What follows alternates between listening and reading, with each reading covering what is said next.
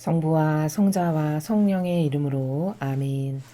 하늘을 우러러 사랑할 하느님 아버지 뜻 안에서 예수님과 어머니 하나 되신 성심의 용이 되어 기도드립니다. 이제 곧 예수님께서 부활하실 파스카 성야를 저희가 앞두고 있습니다. 그 고귀하시고 아름답고 고결하며 그리고 지극히 거룩하신 그 사랑으로 저희를 대신하여 모든 것을 배상과 보속하신 예수님의 그 아름다우신 정신세계가 부디 저희들의 정신세계가 될 수 있도록 예수님과 어머니 이 부활절에는 부디 두 분의 정신이 저희들의 것이 될 수 있는 은총의 선물을 그 자비를 베풀어 주시옵소서. 그리하여 이제 과거의 낡은 그 악습에 역겨운 인성을 다 벗어버리고 새 인간으로 새로운 영혼으로 두 분의 하나 되신 성심 안에서 다시 태어나는 부활이 될 수 있도록 이 강의를 듣는 아버지께서 사랑하시는 모든 자녀들을 포함하여 저희들을 축복하여 주시옵소서. 이 모든 기도 우리 주 예수 그리스도의 이름으로 기도드리나이다. 아멘. 성부와 성자와 성령의 이름으로 아멘. 안녕하십니까. 하나님의 뜻 선교의 피아수녀입니다. 자, 오늘은 그 파스카 성야의 독서와 복음을 해설하게 되었습니다. 네, 여러분들께서 잘 아시다시피 독서가 7개가 나오고 그리고 복음이 나오는데요.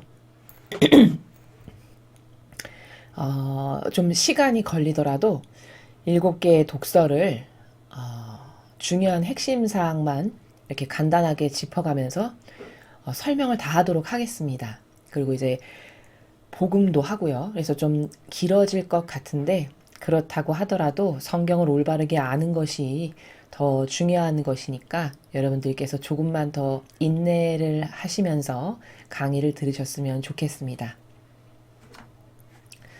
자, 그럼 오늘 성경을 통해서 하느님 아버지께서 우리들에게 가르쳐 주시는 그 진리의 세계 여러분들과 함께 학습해 보도록 하겠습니다.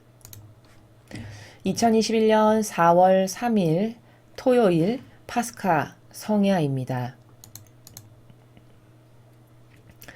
제1독서 창세기 1장 1절에서 2장 2절까지의 말씀입니다.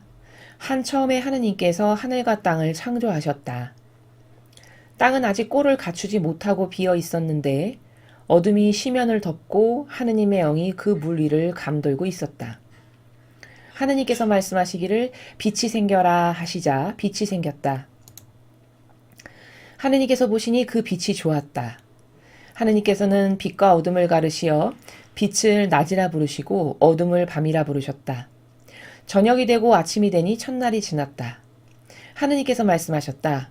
물 한가운데에 궁창이 생겨 물과 물 사이를 갈라놓아라. 하느님께서 이렇게 궁창을 만들어 궁창 아래에 있는 물과 궁창 위에 있는 물을 가르시자 그대로 되었다. 하느님께서는 궁창을 하늘이라 부르셨다. 저녁이 되고 아침이 되니 이튿날이 지났다. 하느님께서 말씀하시기를 하늘 아래에 있는 물은 한 곳으로 모여 묻이 드러나라 하시자 그대로 되었다. 하느님께서는 묻을 땅이라 물이 모인 곳을 바다라 부르셨다. 하느님께서 보시니 좋았다. 하느님께서 말씀하시기를 땅은 푸른 싹을 돋게 하여라. 씨를 맺는 풀과 씨 있는 과일나무를 제 종류대로 땅 위에 돋게 하여라 하시자 그대로 되었다. 땅은 푸른 싹을 돋아나게 하였다. 씨를 맺는 풀과 씨 있는 과일나무를 제 종류대로 돋아나게 하였다. 하느님께서 보시니 좋았다. 저녁이 되고 아침이 되니 사흘날이 지났다. 하느님께서 말씀하시기를 하늘의 궁창에 빗물체들이 생겨 낮과 밤을 가르고 표징과 절기, 날과 해를 나타내어라. 그리고 하늘의 궁창에서 땅을 비추는 빗물체들이 되어라 하시자 그대로 되었다. 하느님께서는 큰 빗물체 2개를 만드시어 그 가운데서 큰 빗물체는 낮을 다스리고 작은 빗물체는 밤을 다스리게 하셨다. 그리고 별들도 만드셨다. 하느님께서 이것들을 하늘 궁창에 두시어 땅을 비추게 하시고 낮과 밤을 다스리며 빛과 어둠을 가르게 하셨다. 하느님께서 보시니 좋았다. 저녁이 되고 아침이 되니 나흘날이 지났다. 하느님께서 말씀하셨다. 물에는 생물이 우글거리고 새들은 땅 위 하늘 궁창 아래를 날아다녀라. 이렇게 하느님께서는 큰 용들과 물에서 우글거리며 움직이는 온갖 생물들을 제 종류대로 또 날아다니는 온갖 새들을 제 종류대로 창조하셨다. 하느님께서 보시니 좋았다. 하느님께서 이들에게 복을 내리며 말씀하셨다. 번식하고 번성하여 바닷물을 가득 채워라. 새들도 땅 위에서 번성하여라. 저녁이 되고 아침이 되니 닷새 날이 지났다. 하느님께서 말씀하시기를 땅은 생물을 제 종류대로 곧 집짐승과 기어다니는 것과 들짐승을 제 종류대로 내어라 하시자 그대로 되었다. 하느님께서는 이렇게 들짐승을 제 종류대로, 집짐승을 제 종류대로, 땅바닥을 기어다니는 온갖 것을 제 종류대로 만드셨다. 하느님께서 보시니 좋았다. 하느님께서 말씀하셨다. 우리와 비슷하게 우리 모습으로 사람을 만들자. 그래서 그가 바다의 물고기와 하늘의 새와 집짐승과 온갖 들짐승과 땅을 기어다니는 온갖 것을 다스리게 하자. 하느님께서는 이렇게 주님의 모습으로 사람을 창조하셨다. 하느님의 모습으로 사람을 창조하시되 남자와 여자로 그들을 창조하셨다. 하느님께서 그들에게 복을 내리며 말씀하셨다. 자식을 많이 낳고 번성하여 땅을 가득 채우고 지배하여라. 그리고 바다의 물고기와 하늘의 새와 땅을 기어다니는 온갖 생물을 다스려라. 하느님께서 말씀하시기를 이제 내가 온 땅 위에서 씨를 맺는 모든 풀과 씨 있는 모든 과일나무를 너희에게 준다. 이것이 너희의 양식이 될 것이다. 땅의 모든 짐승과 하늘의 모든 새와 땅을 기어다니는 모든 생물에게는 온갖 푸른 풀을 양식으로 준다 하시자 그대로 되었다. 하느님께서 보시니 손수 만드신 모든 것이 참 좋았다. 저녁이 되고 아침이 되니 엿새 날이 지났다. 이렇게 하늘과 땅과 그 안의 모든 것이 이루어졌다. 하느님께서는 하시던 일을 이렛날에 다 이루셨다. 그분께서는 하시던 일을 모두 마치시고 이렛날에 쉬셨다. 주님의 말씀입니다. 하느님 감사합니다.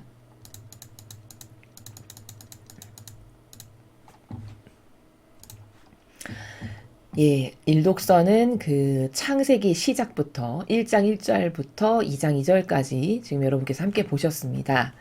자, 먼저 그 창세기라는 말씀의 나라에 대해서 조금 알아야 하는데요. 창세기는 아버지께서 인류를 다스리시는 모든 원리가 다 들어있는, 집약되어 들어있는 그런 진리의 말씀입니다. 그 중에서도 오늘 1장 1절부터 2장 2절까지의 이 말씀 중에서 우리가 특별히 보아야 할 것은 뭐냐? 질서의 원리입니다. 질서. 즉 하느님 아버지께서는 온 우주 만물을 창조하실 때 대강 내 마음대로 내키는 대로 이렇게 하신 게 아니라 철저한 질서에 입각해서 만드셨다는 겁니다. 그러나 인간은 어떻죠? 무질서하기 그지없죠. 즉 다시 말하면 아버지는 철저한 그 질서의 원리 가운데에서 온 우주 만물을 이렇게 창조하셨는데 우리 인간은 그런 어떤 철저한 원리 가운데에서 무엇을 행하거나 그 관점의 나라에서 뭘 바라보거나 생각을 하거나 행동을 하거나 프로세스를 짜거나 이렇게 안 한다는 거죠. 무질서하기 그지없습니다. 즉 내가 좋아하는 거, 나 우선주의, 내가 늘 앞서가는 이런 무질서, 이 무질서한 가운데 살아가는 것이 인간인 것입니다. 즉 아버지의 창조 질서는 이렇게 일목요연하고 질서 정연한데 거기서 벗어났다라는 것을 알 수 있습니다. 하나님께서 만드신 온 우주 만물은 다 질서 정연합니다. 다시 말하면 무슨 뜻이냐? 나무를 여기에 심어라, 심겨져라 해서 딱 심으면 죽는 날까지 그 나무는 자기 의지대로 움직이지 않고 거기 죽을 때까지 있죠. 이게 질서 정연한 겁니다. 그런데 인간은 그런가요? 아담과 하와가 자기 뜻을 뱀에게 속아서 그 아버지로부터 뜯어서 나온 그 순간부터 인간은 끊임없이 무질서한 종류로서 변질되어 왔습니다. 그래서 오늘날에까지 이루고 있어요. 그래서 지금은 내가 왕이고 내가 원하는 것이 다 항상 나의 자아, 즉 나의 인간적인 기호, 정서, 경향 이게 늘 아버지보다 앞서가는 이런 무질서 자체죠. 그러나 온 우주 만물은 하나님께서 한번 생겨라. 여기 이렇게 심겨져라. 이렇게 뭐 바닷속을 다녀라. 이러면 한 번 말씀하신 그대로 영원토록 다 그 자리에 질서정연하게 존속돼 있다는 것이죠. 이렇게 무질서한 인간과 하느님께서는 정반대로 질서 자체이신 원리 가운데 온 우주 만물을 만드셨다는 걸 오늘 창세기 1장 1절부터 2장 2절에서 우리는 발견할 수 있다는 겁니다. 자, 그러면 도대체 어떤 질서로 만드셨다는 말인가? 자, 여기 보면은 한처음에 하느님께서 하늘과 땅을 창조하셨다 이렇게 나와요. 또 하늘과 땅, 또 뒤에 가면 낮과 밤, 뭐 빛과 어둠, 남자와 여자 이렇게 만드셨죠. 즉 다시 말하면 여기서 원리를 발견할 수 있는데 우리는 창조의 원리 중에 대표적인 어떤 원리를 오늘 여기서 볼 수 있냐? 이원론의 원리, 이원론의 시초를 볼 수 있습니다. 다시 말하면 어떤 하나에서 두 가지의 갈래로 갈라지는 이 원리 가운데 온 우주 만물을 창조하셨어요. 즉 한처음에 하늘과 땅 이렇게 이원론으로 갈라져서 만드셨고요. 낮과 밤 이것도 역시 이원론의 원리죠. 그리고 빛과 어둠 역시 이원론의 원리죠. 남자와 여자 이렇게 다 이원론의 원리 가운데 온 우주 만물을 창조하셨음을 우리가 여기 창세기에서 발견할 수 있다는 것이죠. 그리고 가장 먼저 만드신 것이 무엇인가 보았더니 하늘과 땅이에요. 즉 무슨 말이냐? 가장 기본이 되고 근본이 되는 것을 먼저 창조하셨음을 알 수 있죠. 하늘과 땅이 가장 근본이고 기본입니다. 이 근본을 먼저 창조하셨는데 그 하늘과 땅이 또 만드신 이 하늘과 땅을 가만히 바라보니까 이 하늘과 땅은 서로 유기적인 관계성이지 딱딱 독립적으로 영향력을 끼치지 않는 그런 관계가 아니에요.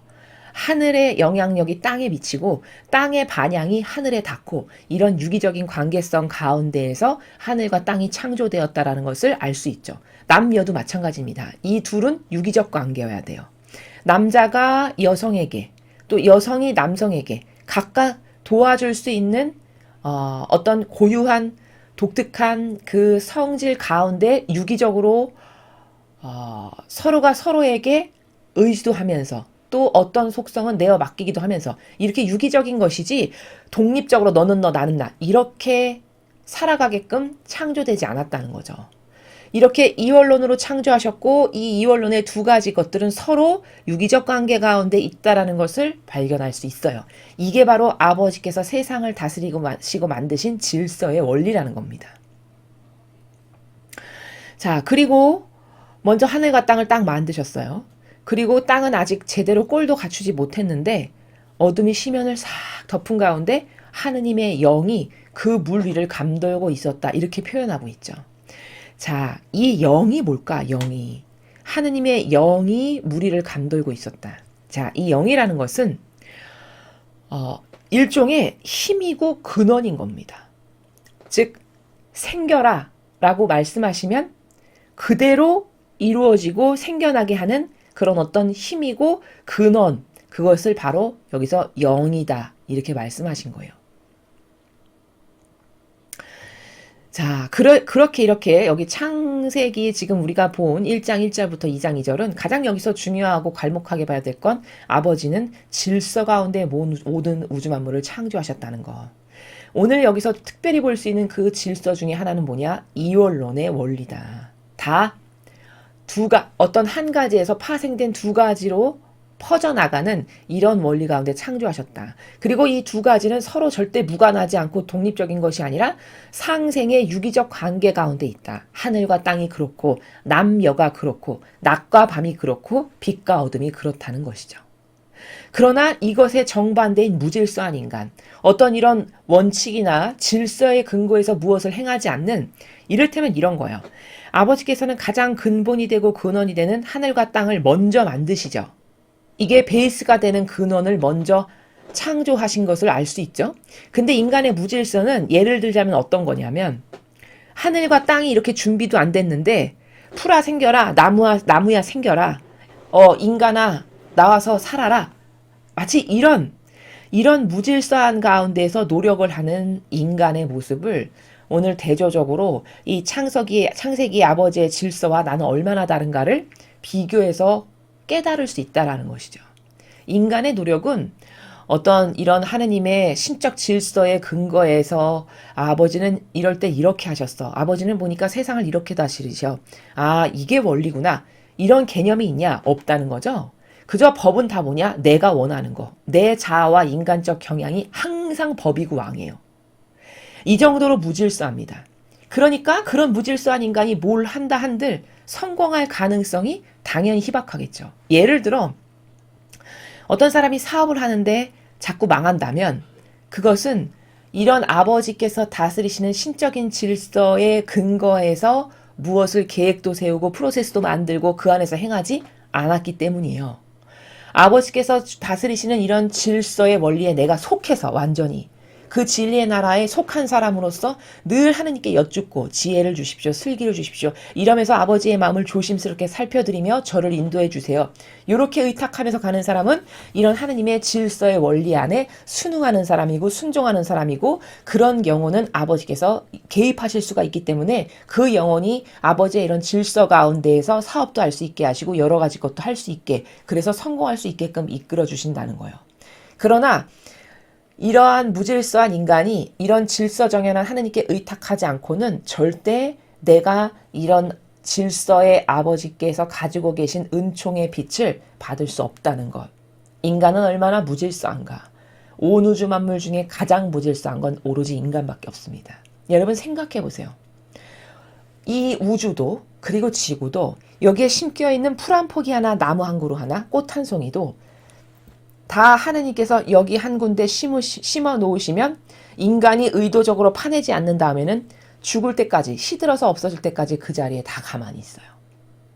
이게 그 아버지의 질서에 순응하는 우주 만물이거든요. 오로지 인간만 그 질서에 순응하지 않고 살죠. 이러니까 아버지께서 주시고자 하시는 그 은총을 받기가 어려운 거죠. 왜? 벗어났으니까. 뭘 은총을 주려면 최소 나에게 가까이 다가오고 나에게 의탁하고 이런 나의 질서 안에 포함되어 있어야 되는데 진리를 모르는 인간은 이런 아버지의 질서의 원리에 밖에 있어요. 벗어나 있어요. 그러니 주시고 싶으셔도 돌보고 싶어도 돌보실 수가 없고 주실 수가 없어요. 왜? 강요로 뭘 하시진 않거든요.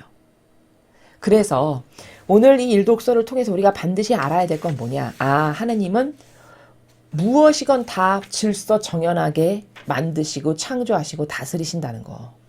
그런 질서의 원리 가운데 계시지만 오로지 인간만 무질서해서 이런 아버지의 질서 정연한 다스림의 나라에서 벗어나 있다. 그래서 내 뜻으로 자유분방하다라고 착각하는 가운데 내 멋대로 살아온 죄악의 인간의 결과물이 오늘날 인류가 바로 그렇다라는 것을 확인하고 발견할 수 있어야 하겠습니다. 자, 그러면 계속해서 이 독서를 함께 보시겠습니다. 제2독서 창세기 22장 1절에서 18절까지 말씀입니다. 그 무렵 하나님께서 아브라함을 시험해 보시려고 아브라함아 하고 부르시자 그가 예 여기 있습니다 하고 대답하였다. 그분께서 말씀하셨다. 너의 아들 네가 사랑하는 외아들 이삭을 데리고 모리아 땅으로 가거라. 그곳 내가 너에게 일러주는 산에서 그를 나에게 번제물로 바쳐라.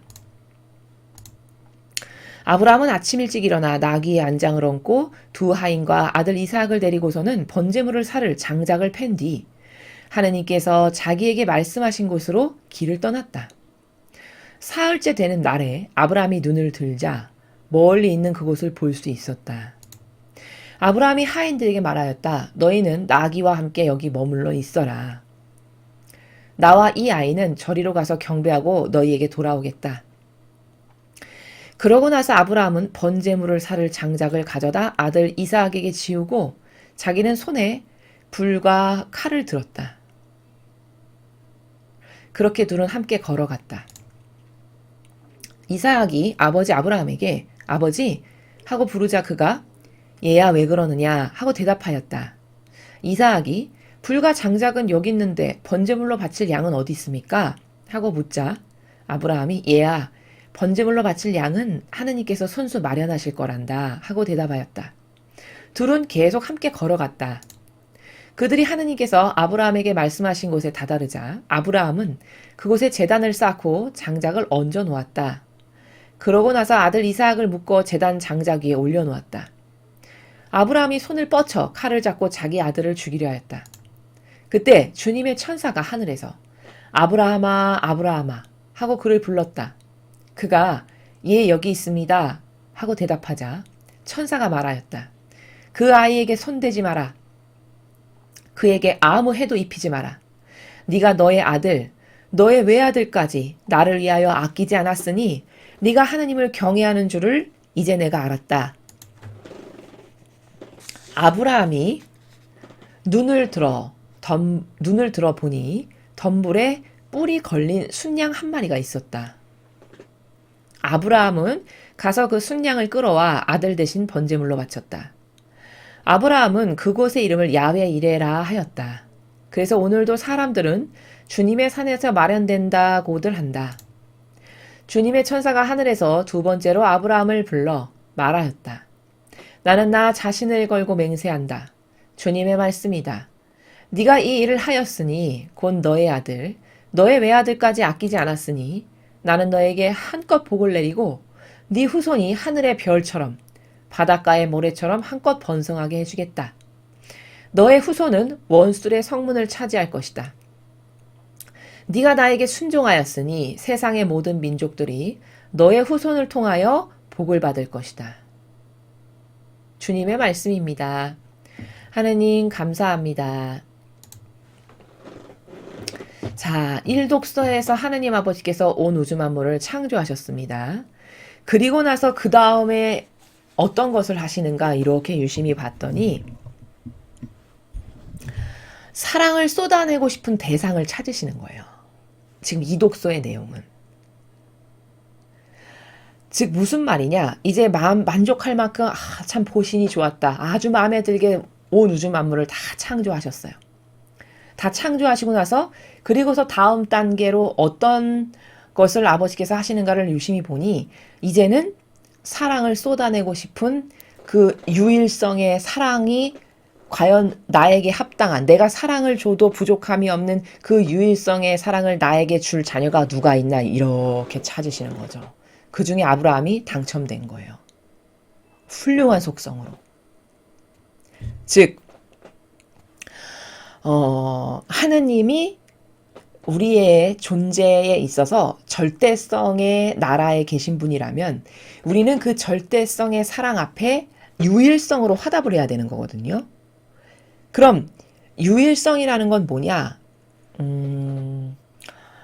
오로지 이것 하나로만 완전히 속해서 만족할 수 있는 이게 유일성이에요.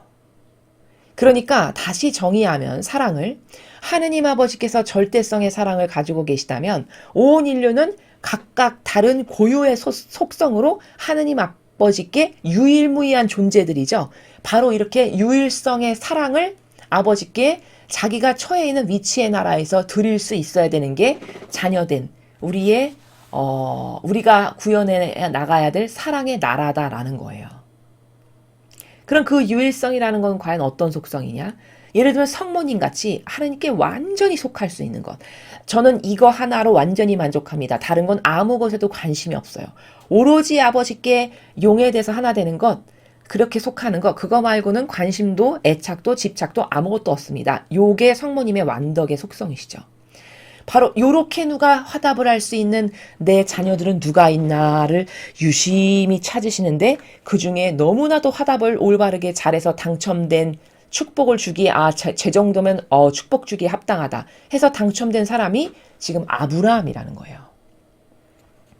아브라함의 유일성은 그 유일성의 아름다운 사랑이 어느 정도였냐. 100살 다 돼서 낳은 아들. 그러면 그 정도면 눈에 넣어도 진짜 안 아프겠죠. 그렇죠? 만약에 하나님께서 얘야 네 아들 이삭을 나에게 바쳐라. 이 말을 들었다면 그 정도로 소중한 아들이면 아니 하나님 그 아들 주실 때는 언제고 얼마 됐다고 그걸 뺏어가십니까? 뭐 이런 어떤 반문을 하거나 왜라고 하는 나라에서 토를 달거나 아니 차라리 저를 데려가세요. 제가 산희생제물로 내어놓겠습니다. 뭐 이런 반향을 하거나 얼마든지 다양한 인간적 반향을 할 수 있겠죠.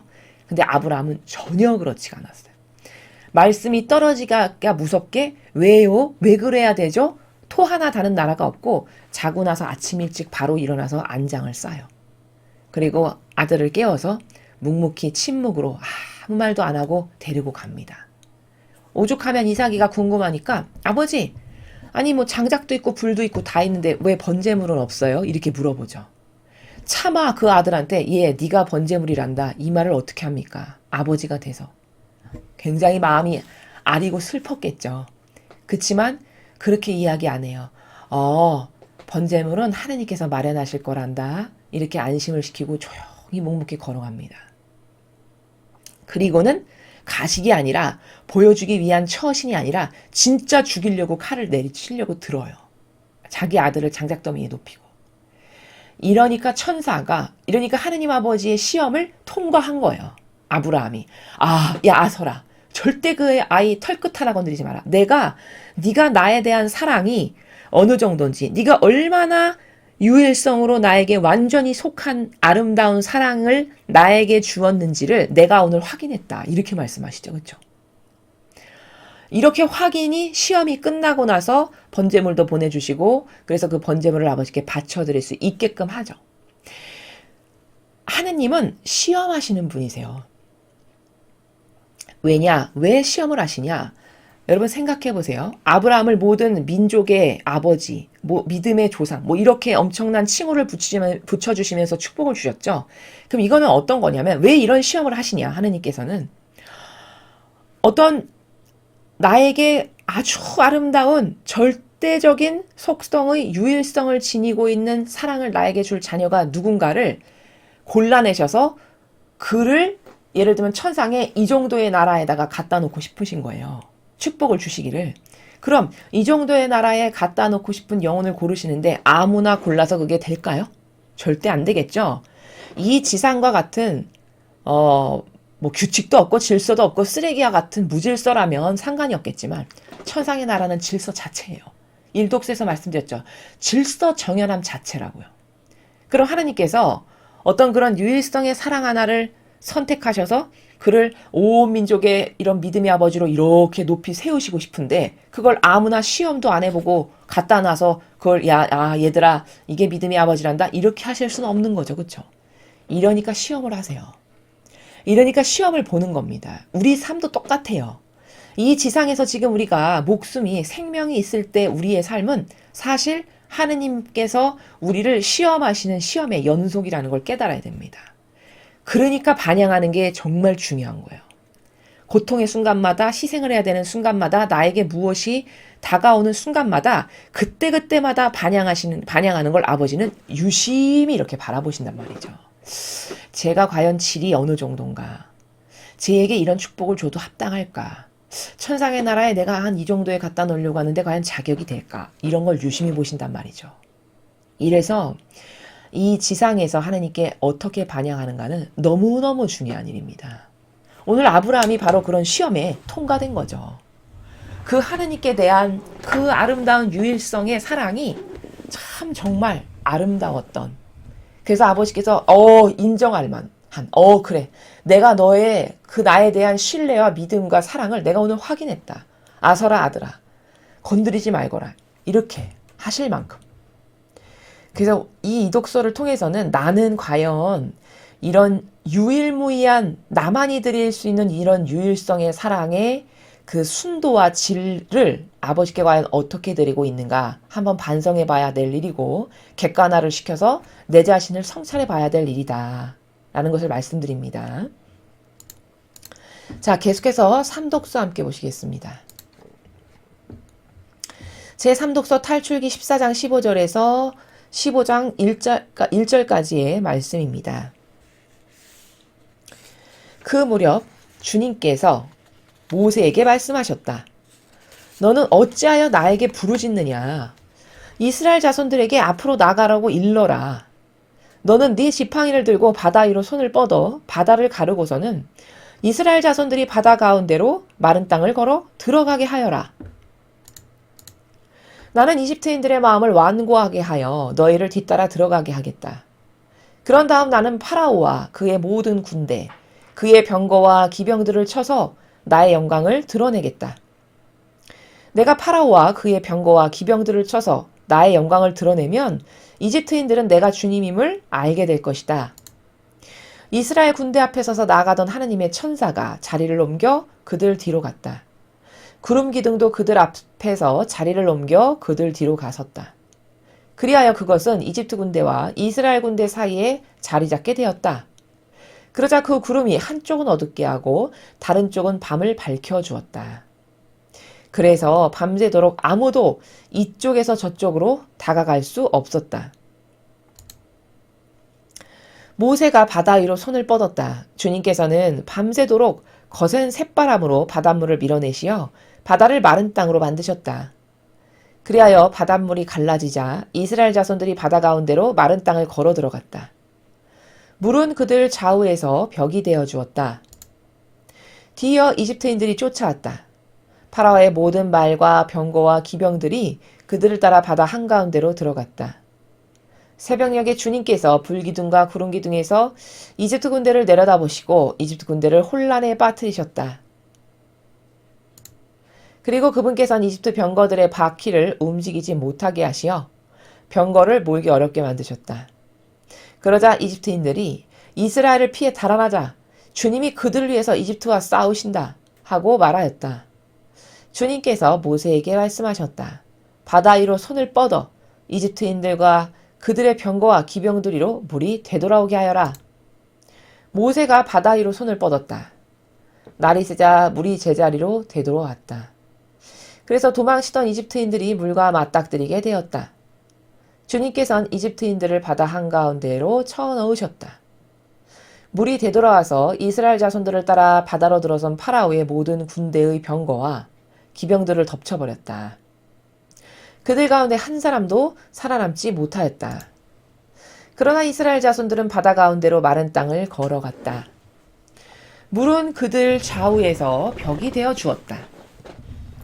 그날 주님께서는 이렇게 이스라엘을 이집트인들의 손에서 구해주셨고 이스라엘은 바닷가에 죽어있는 이집트인들을 보게 되었다. 이렇게 이스라엘은 주님께서 이집트인들에게 행사하신 큰 권능을 보았다. 그리하여 백성은 주님을 경외하고 주님과 그분의 종 모세를 믿게 되었다. 그때 모세와 이스라엘 자손들이 주님께 이 노래를 불렀다.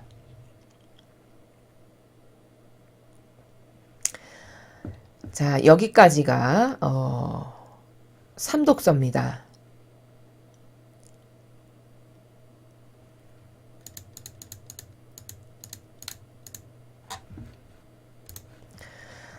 자, 삼독서 탈출기에서 우리가 배워야 될 건 과연 뭐냐? 자, 그거는 이겁니다. 첫 번째는 리더가 있잖아요. 리더. 어느 뭐 공동체건 나라건 뭐 교회건 다 리더가 존재하죠. 근데 이 리더의 절대성이란 과연 무엇인가에 대해서 오늘 이 복음을 통해서 올바르게 인식할 수 있어야 됩니다. 리더가 가지고 있는 절대성의 그 경계가 과연 무엇일까라는 거예요. 즉 다시 말하면 하나님 아버지께서 지금 모세에게 이렇게 말씀하세요. 아니 너는 어찌하여 나에게 부르짖느냐. 이스라엘 자손들에게 앞으로 나가라고 일러라. 네가 지팡이를 들고 바다 위로 손을 뻗어서 바다를 가르고서는 그 이스라엘 자손들이 마른 땅을 걸어서 밟고 걸어 들어가게 네가 하거라. 이렇게 말씀하세요. 이렇게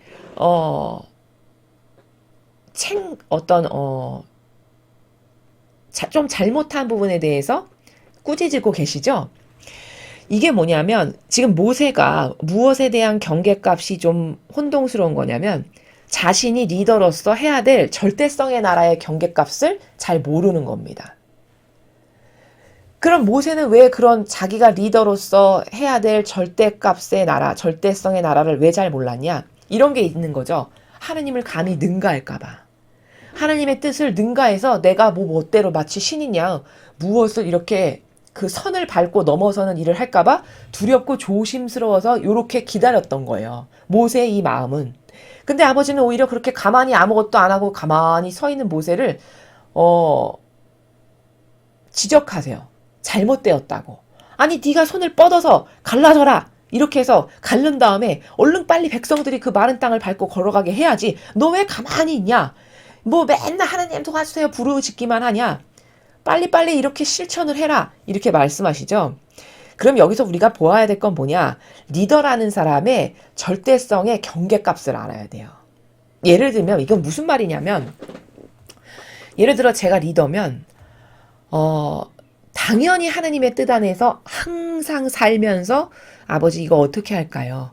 이렇게 할까요? A로 할까요? B로 할까요? C로 할까요? 이 의중을 마음 안에는 항상 지니고 있어야 돼요. 당연히. 그런데 그 리더가 어떤 크나큰 굵직굵직한 사건은 반드시 아버지께 이렇게 재갈을 맞고 여쭈어서 응답을 받고 하지 않으면 안 되는 큰 굵직굵직한 결정사항들이 있는 반면에 내 수준과 내 범주에서 나의 자유의지에 맡겨주셔서 내가 결정해야만 하는 것들도 있다는 것이죠. 리더라는 사람에게는. 예를 들면 밥 먹을 때 숟가락을 들을까요, 아버지? 이거는 물어볼 필요가 없는 거예요. 아버지 이제 밥 다 먹었는데 이 물을 먹어도 될까요? 이걸 일일이 물어보는 것은 리더의 절대성이 무엇인지를 잘 모르는 겁니다. 그런 소소한 것들, 밥 먹을 때 숟가락을 들어야 되고 끝났으면 물을 먹어야 되고 화장실을 갈 때는 휴지를 가져가야 되는 이런 소소한 것들은 내가 알아서 나의 자유의지에 맡겨주신 거예요. 즉, 그 자유의지에 맡겨주신 것마저도 하느님과 하나 된 사람의 경우에는, 그 케이스의 경우에는 그 아버지 뜻 안에서 하나 되었기 때문에 그런 소소하고 자잘한 것들은 내가 리더의 절대성의 나라에서 취사 선택을 해서 하면 된다라는 것이죠. 근데 지금 모세는 어떤 모순에 빠졌냐면 일일이 다 하나하나 재갈을 받고 여쭤보고 해야 되는 어떤 이런 하느님께는 그렇게 해야 돼라는 어떤 마음의 나라를 가지고 있어서 끊임없이 하나님 부르짖기만 하고 실제적인 행동은 못하고 가만히 서 있는 거죠. 바로 아버지께서 그걸 지금 책망하시는 거죠. 그러면 안 된다고. 아니 왜 부르짖기만 하니? 손을 뻗어서 이렇게 갈라져라 해라. 이 말씀이잖아요. 그러면 여기서 알아야 될 리더의 절대성이라는 것은 먼저는 가장 최우선시 돼야 되는 건 당연히 내가 내 뜻을 안 따라야 되는 게 기본 마인드고 내 의지는 완전히 다 맡겨드렸기 때문에 아버지 의지, 아버지 뜻이 곧 제 겁니다. 저는 그 의지와 뜻 안에서만 모든 것을 결정합니다. 이 근본이 마련돼 있어야 돼요. 그런 다음에는 반드시 재가를 받고 어떻게 해야 될지 이게 굉장히 우리 공동체나 어떤 국가나 사명 가운데 중요한 일이다.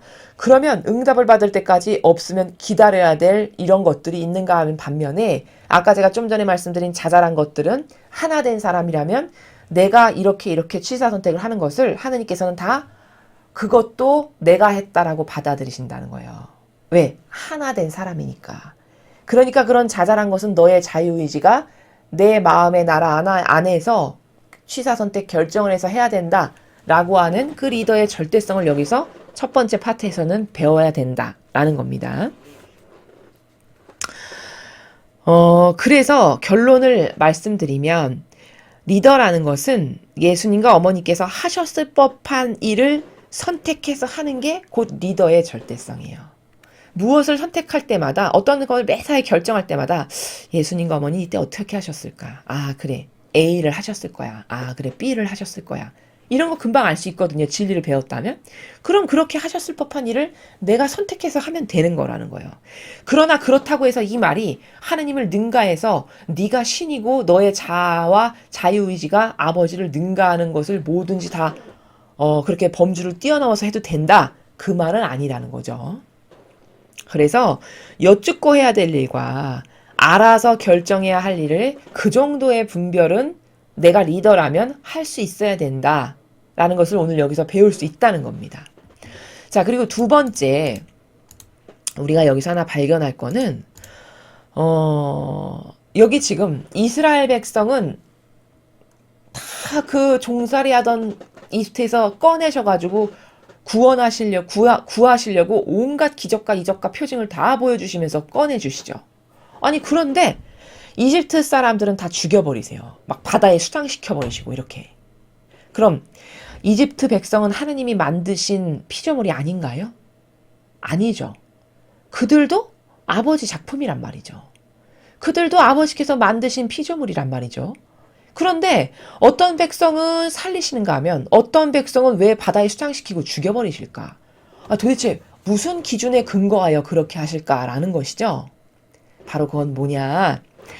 이런 신적 질서의 경계는 어떤 백성은 그냥 살리지 못해서 이렇게 많은 노력과 애를 쓰고 수고를 하시는 반면 어떤 사람들은 그냥 바다에 오자마자 다 수장시켜버리고 죽여버리시는 도대체 이런 질서의 경계는 이런 신적 질서의 경계는 무엇에 근거하여 아버지께서 그렇게 하시는가? 이걸 알아야 돼요.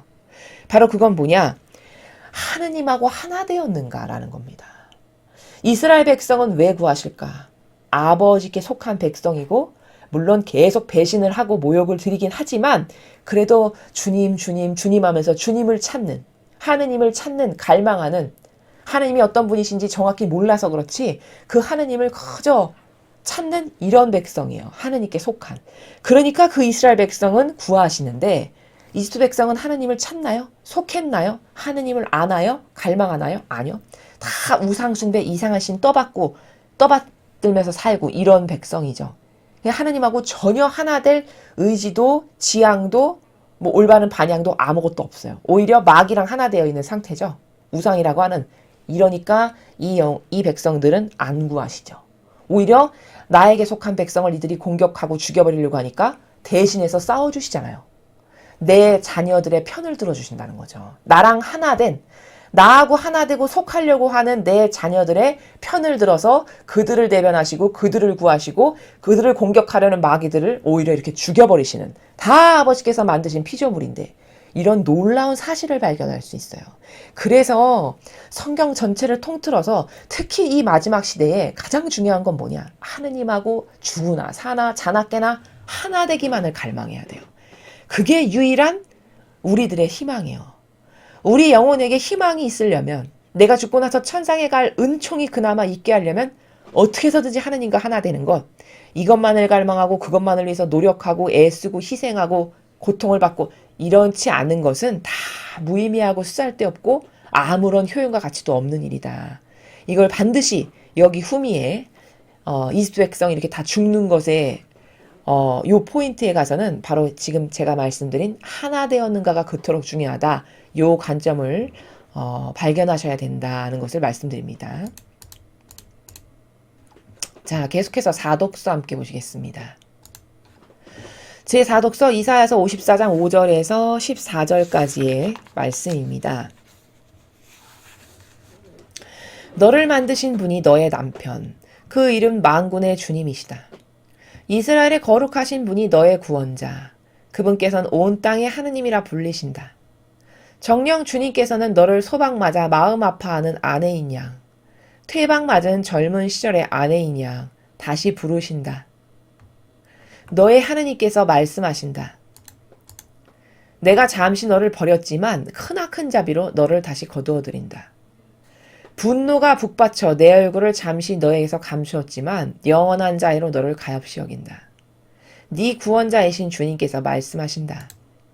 이는 나에게 노아의 때와 같다.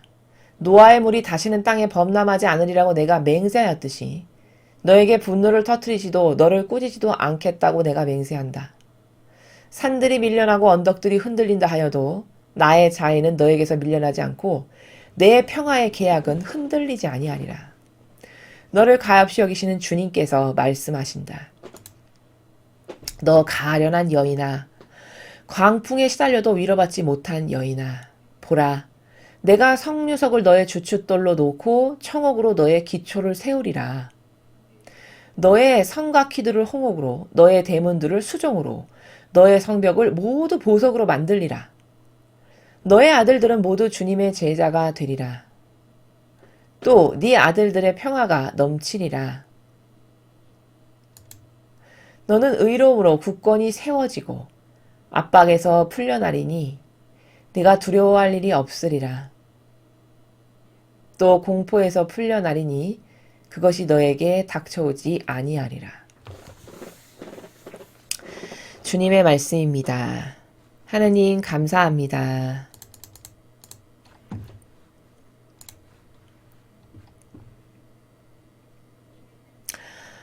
하느님은 인간하고 얼마나 다르냐면, 여기 이렇게 지금 소방 맞은 아내, 뭐 퇴방 맞은 젊은 시절의 아내, 이렇게 지금 표현하시죠.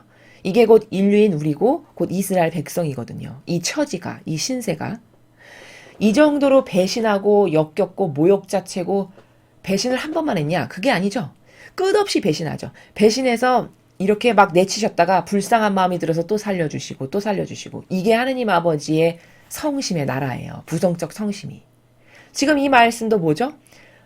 배신을 하니까 그래? 이것들 봐라. 내가 너희들에게 어떠한 존재인데 감히 나를 배신하고 모욕과 역겨움을 나에게 줘? 그래, 어디 고생 좀 해봐라. 또 이렇게 팽개치시고 고생하게끔 가만히 내버려 두세요. 근데 또 아이고 그거 잘못했습니다. 이렇게 하니까 또 불쌍하고 가여운 마음이 들어서 또 거둬주신다는 말씀이시잖아요. 인류의 꼴이 요거밖에 안 되는 거예요. 인류의 수준이.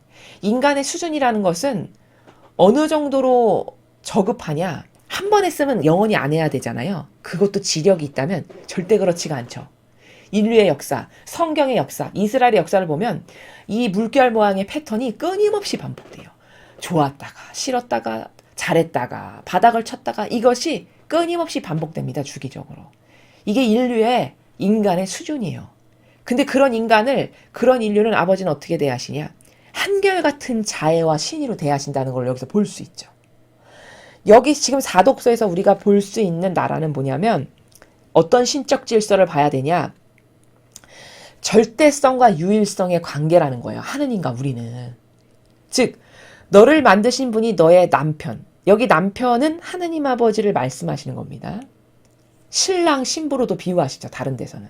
그 신랑, 하느님 아버지신 거예요. 그분께 우리는 어떤 존재들이냐? 아내. 그죠? 아내인 거예요. 아내. 그러면 이 아내가 지켜야 될 어떤 질서가 있잖아요.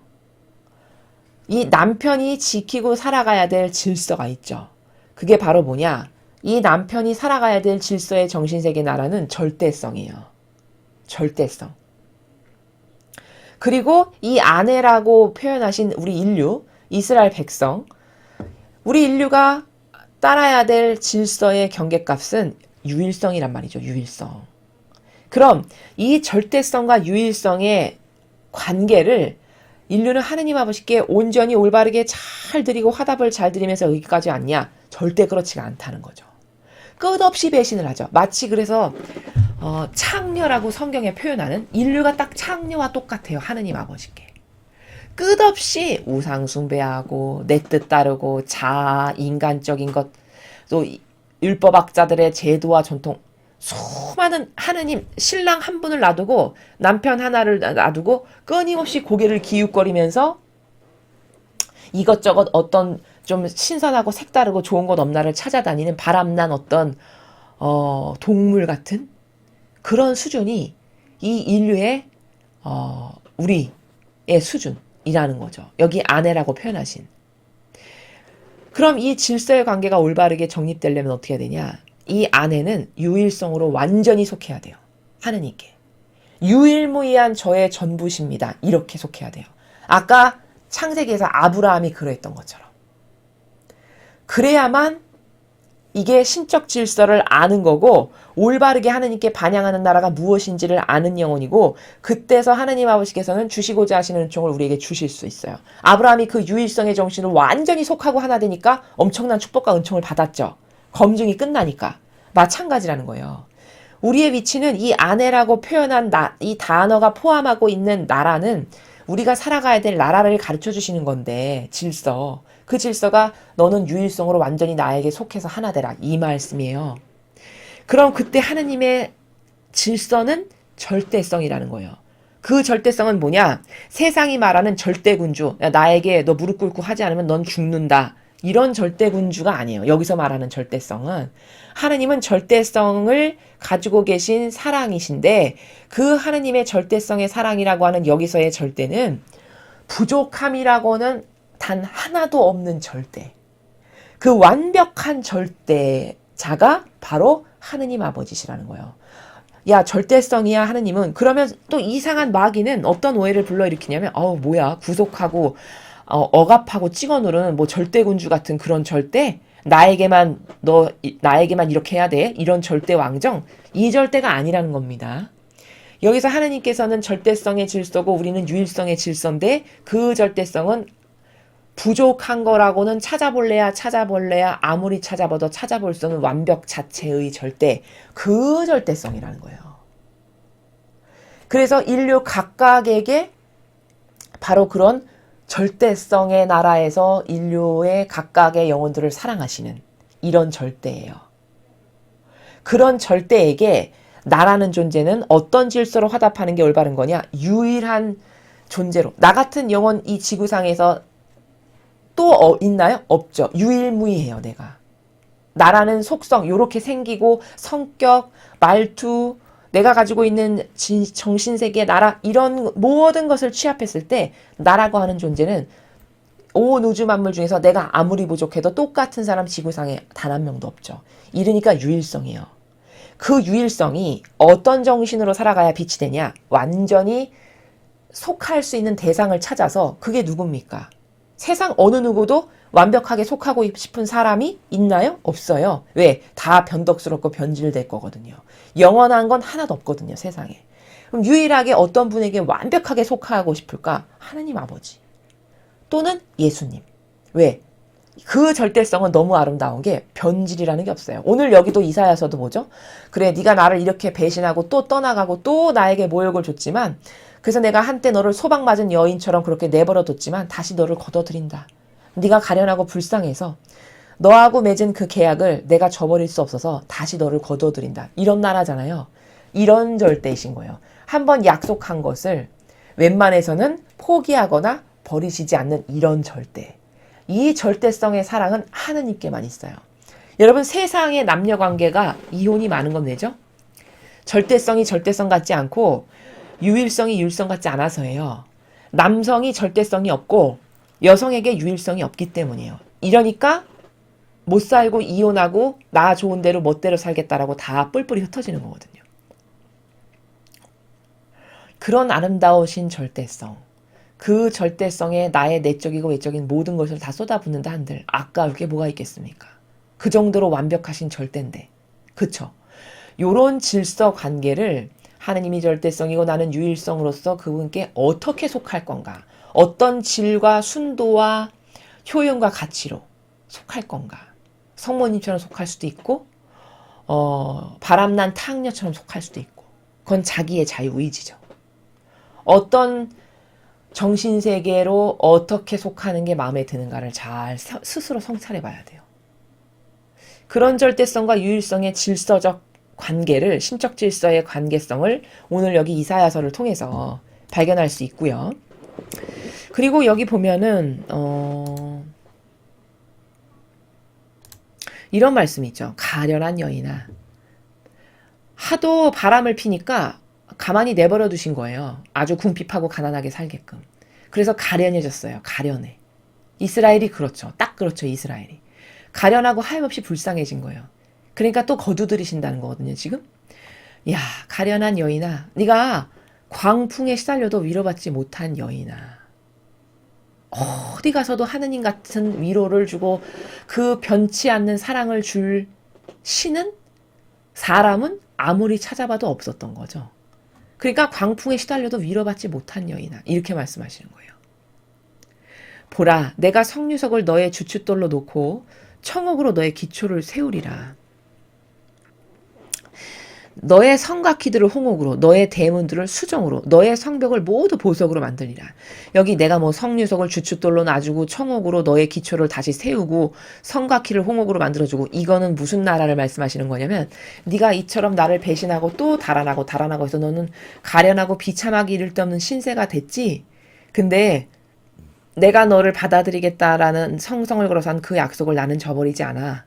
그래서 너를 다시 받아들일 건데, 다시 받아들여서 너의 엉망진창 잘못된, 네가 얼마나 아름다운 유일성으로 나에게 하나 되어야 되는지를 발견하지 못하는 이런 잘못된 사고방식 정신 수준을 새롭게 만들어주겠다.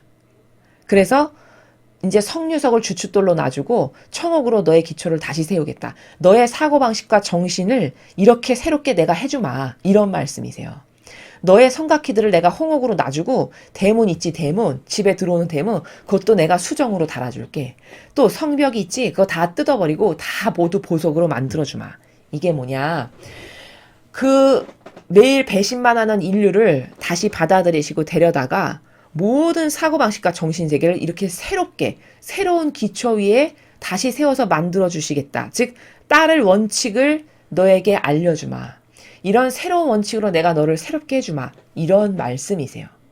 그래서 그렇게 배신만 하는 인류를 또다시 걷어다가 내가 새로운 질서와 정신세계와 사고방식으로 너를 다시 만들어주마 라고 말씀하시는 나라가 11절 12절의 나라다. 이거를 추가적으로 여러분께서 이해하시면 되겠습니다. 자, 계속해서 오독서 함께 보시겠습니다. 제5독서 이사야서 55장 1절에서 11절까지의 말씀입니다. 주님께서 이렇게 말씀하신다. 자, 목마른 자들아 모두 물가로 오너라. 돈이 없는 자들도 와서 사 먹어라. 와서 돈 없이 값 없이 술과 젖을 사라. 너희는 어찌하여 양식도 못 되는 것에 돈을 쓰고 배불리지도 못하는 것에 수고를 들이느냐. 들어라. 내 말을 들어라. 너희가 좋은 것을 먹고 기름진 음식을 즐기리라. 너희는 귀를 기울이고 나에게 오너라. 들어라. 너희가 살리라. 내가 너희와 영원한 계약을 맺으리니 이는 다윗에게 베푼 나의 변치 않는 자애이다. 보라, 내가 그를 민족들을 위한 증인으로 민족들의 지배자와 명령자로 만들었다. 보라, 네가 알지 못하는 나라를 네가 부르고 너를 알지 못하는 나라가 너에게 달려오리니 주 너의 하느님 이스라엘의 거룩하신 분 그분께서 너를 영화롭게 하신 까닭이다. 만나뵐 수 있을 때 주님을 찾아라. 가까이 계실 때 그분을 불러라. 죄인은 제 길을 불의한 사람은 제 생각을 버리고 주님께 돌아오너라. 그분께서 그를 가엾이 여기시리라. 우리 하나님께 돌아오너라. 그분께선 너그러이 용서하신다. 내 생각은 너희 생각과 같지 않고 너희 길은 내 길과 같지 않다. 주님의 말씀이다. 하늘이 땅 위에 드높이 있듯이 내 길은 너희 길 위에 내 생각은 너희 생각 위에 드높이 있다. 비와 눈은 하늘에서 내려와 그리로 돌아가지 않고 오히려 땅을 적시어 기름지게 하고 싹이 돋아나게 하여 씨 뿌리는 사람에게 씨앗을 주고 먹는 이에게 양식을 준다. 이처럼 내 입에서 나가는 나의 말도 나에게 헛되이 돌아오지 않고 반드시 내가 뜻하는 바를 이루며 내가 내린 사명을 완수하고야 만다. 주님의 말씀입니다.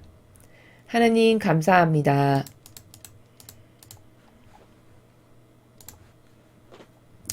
자, 역시 지금 오독서 그 이사야서도 신적 질서라는 관점의 나라에서 설명을 드리겠습니다.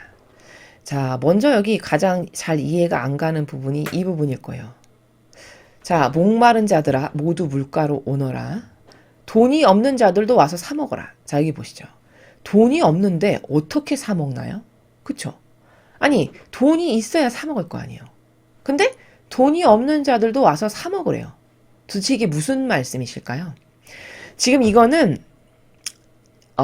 얘들아 쓰러지고 없어져 버리고 한낱 효용과 가치도 없고 네 영혼에 아무 도움도 없는 이런 이상한 인간적인 거 세상적인 거 이런 거에 애착 집착 이런 거 쓸데없는 거 하지 말고 돈 없어도 와서 사 먹거라. 뭐를? 진리를.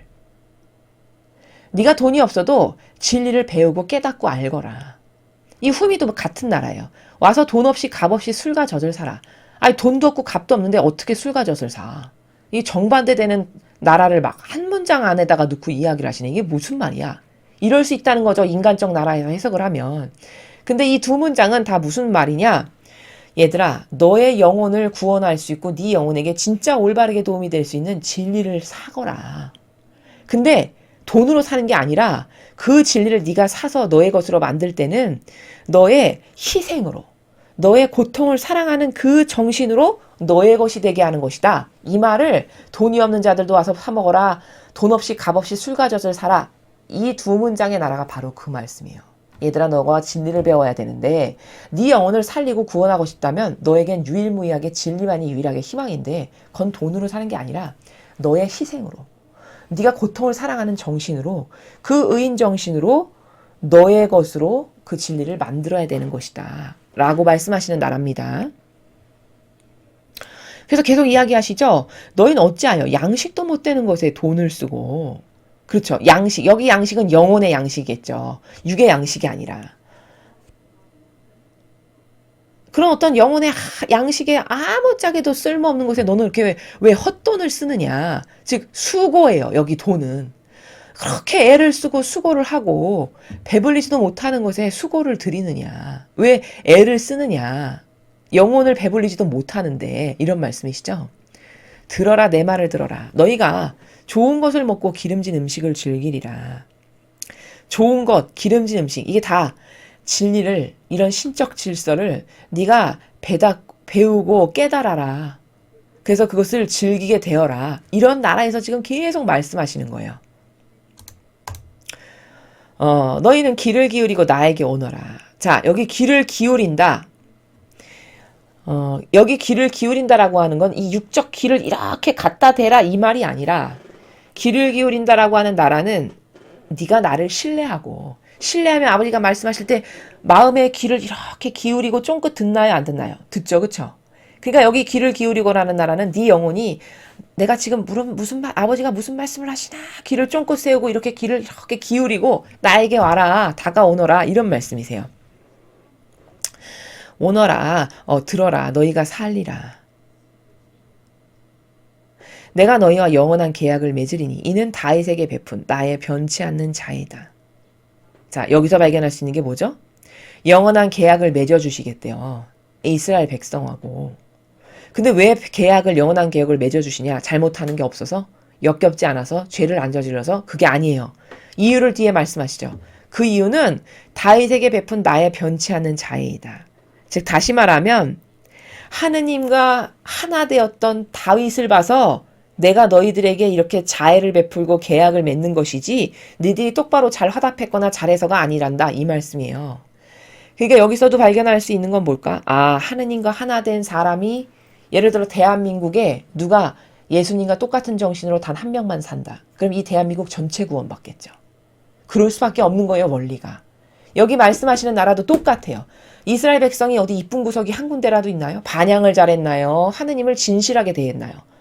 매일 역겨운 모욕과 치욕만을 드렸어요. 끊임없이 배신하고. 근데 그런 너하고 영원한 계약을 맺겠다고 하세요. 이유는 다윗에게 베푼 나의 변치 않는 자애. 내가 다윗에게 한 약속 때문에, 그 아들이 나한테 너무 충직하고 잘하고 나하고 하나 됐기 때문에, 그래 내가 너를 봐서 너 왕권을 이렇게 튼튼하게 해주고 축복해준다, 이렇게도 말씀하시죠. 다윗에게 개인적으로도. 그게 뭘까요? 그 다윗 하나가 충직하게 잘 살고 하나 된 복이, 은총이 그렇게 큰 거예요. 솔로몬이 태어날 만큼. 백성도, 국민도, 국가도, 교회도 마찬가지죠. 그런 올바른 사람 한 명 있으면 전체가 구원받기에 합당해져요. 그가, 이 모두가 드렸어야 될 올바른 반향을 혼자 다 드릴 수 있거든요. 마치 예수님처럼. 그래서 다윗이 똑바로 잘했기 때문에, 다윗이 나랑 하나 된 훌륭한 아들이었기 때문에 내가 그를 봐서 너희들하고 영원한 계약을 맺는다, 이렇게 말씀하시는 나라죠. 보라, 내가 그를 민족들을 위한 증인으로 민족들의 지배자와 명령자로 만들었다. 자, 여기에 그는 누구냐?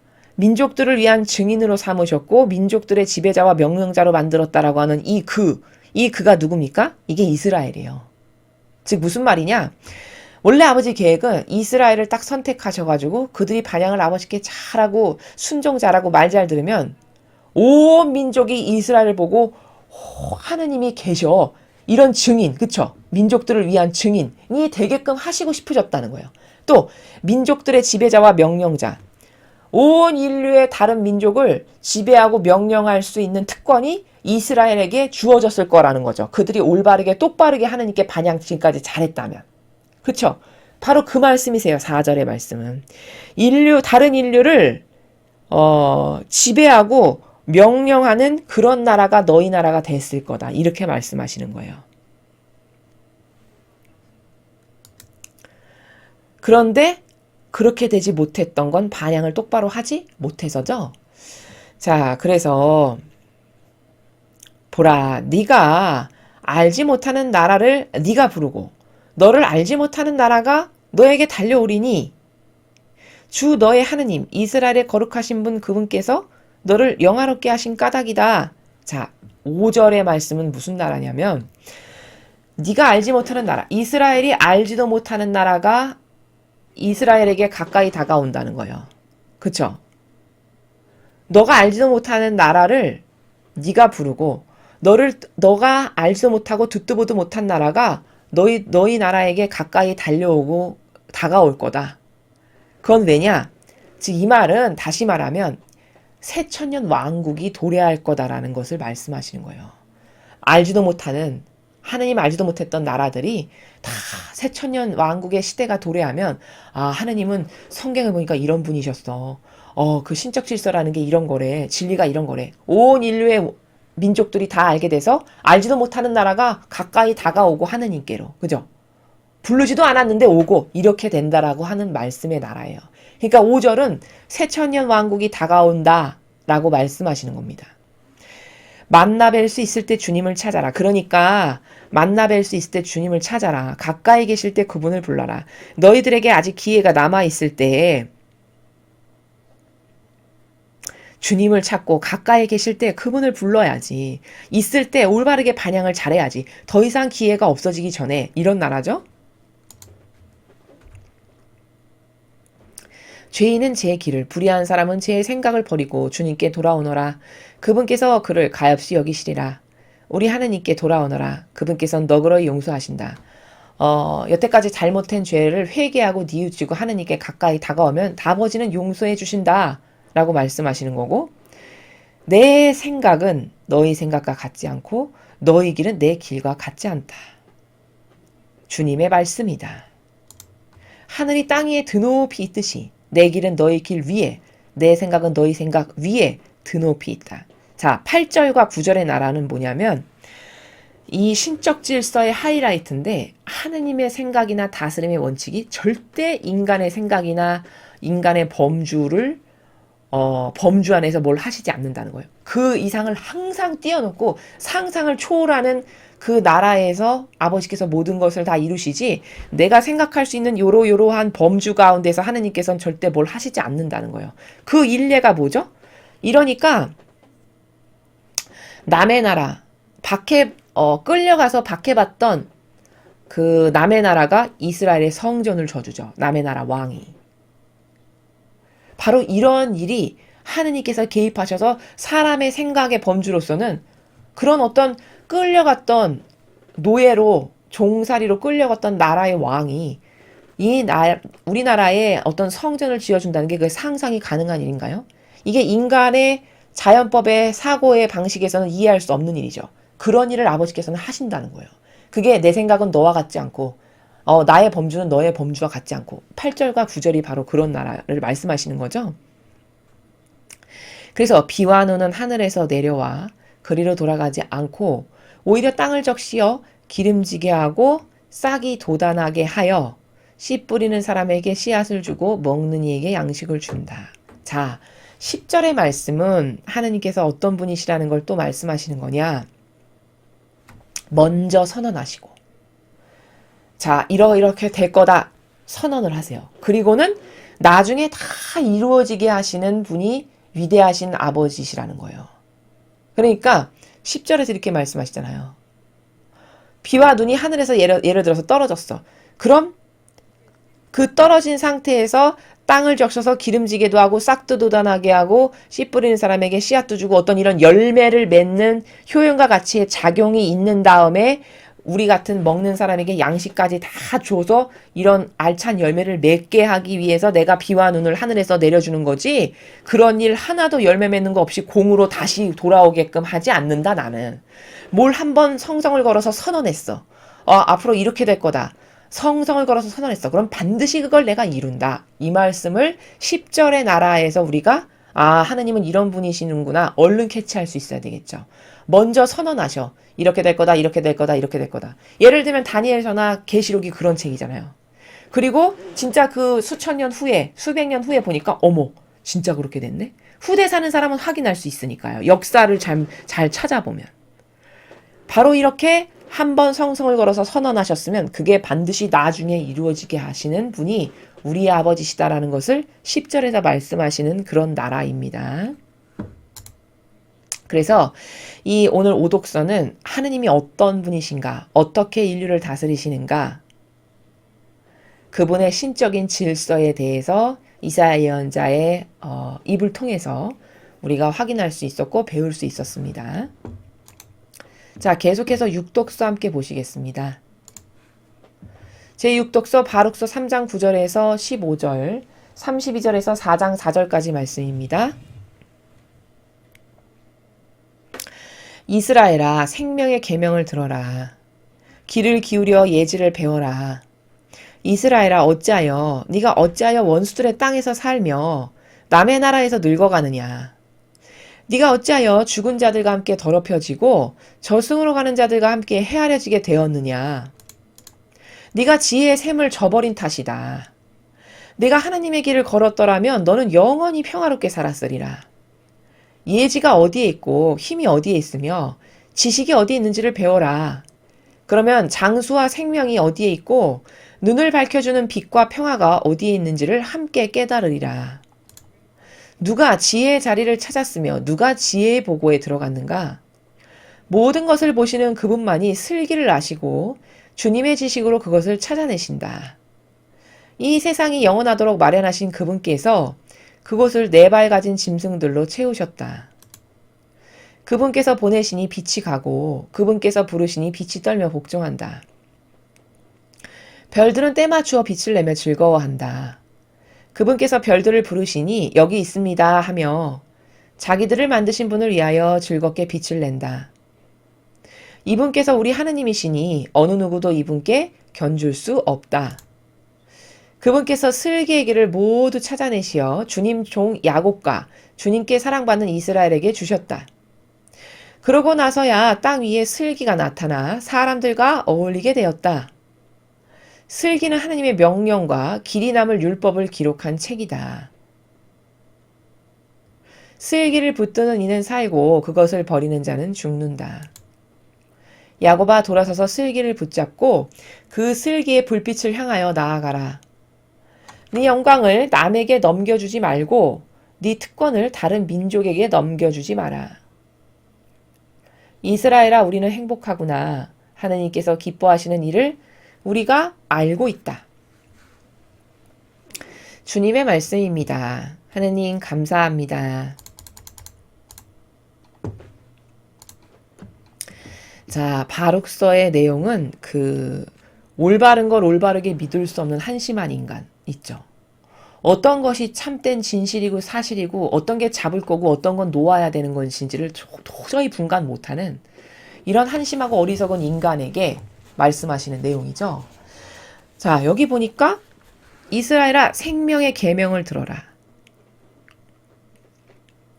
계명이 왜 생명일까요? 생명의 계명이래요. 계명이 곧 생명이란 말이죠. 그럼 왜 계명이 생명일까? 영원히 나의 영혼이 영원토록 살 수 있는 법이기 때문에 생명이죠. 내가 계명을 지켜. 그럼 난 천상의 나라에 갈 수 있나요, 없나요? 있죠. 왜? 예수님과 어머니의 거룩한 사랑을 담아놓은 것이 계명이니까. 내가 그 계명을 지킨다는 건 나도 그 거룩한 사랑을 지키고 따른다는 거잖아요. 그런 그 거룩한 사랑을 지키고 따른다는 것은 예수님과 어머니와 하나 된 상태라는 거죠. 그러니까 나도 하나 됐으니까 천상의 나라에 가기에 합당하죠? 그러니까 곧 생명이 계명이에요. 그 계명을 지키면 영원한 생명, 천상의 나라에 살 수 있으니까 그 말씀이죠. 귀를 기울여 예지를 배워라. 이스라엘아, 네가 어찌하여 원수들의 땅에서 살며 남의 나라에서 늙어가느냐. 하느님 나라 아닌 남의 나라에 기안 가고 거기서 그냥 핍박받고 박해받고 살았나요? 안 살았나요? 실제로 그랬죠. 지금 그런 것을 말씀하시는 거예요. 네가 어찌하여 죽은 자들과 함께 더럽혀지고 저승으로 가는 자들과 함께 헤아려지게 되었느냐. 그러니까 저 기양 가고 유배 가고 하느님 배신해서 맨날 우상 숭배해서 벌 받고 이런 반복적인 이스라엘의 처지. 그래서 남의 나라에 가가지고 거기서 죽은 사람들도 많겠죠. 그럼 죽은 자들과 함께 더럽혀지고 저승으로 가는 자들과 함께 헤아려지는 거는 살아있으나 죽은 것과 똑같은 영혼의 상태를 말씀하시는 거예요. 목숨이 붙어있으면 뭐합니까? 현재 나의 영혼의 상태가 목숨은 붙어있지만 영혼은 죽은 거나 똑같아요. 희망이 있길 하나, 하느님께 올바르게 반향할 수 있는 어떤 성전이 하나 있길 하나, 제단이 하나 있길 하나, 비참하기 이를 데 없는 이런 영혼의 상태. 그런 상태를 11절에서 말씀하시는 거죠.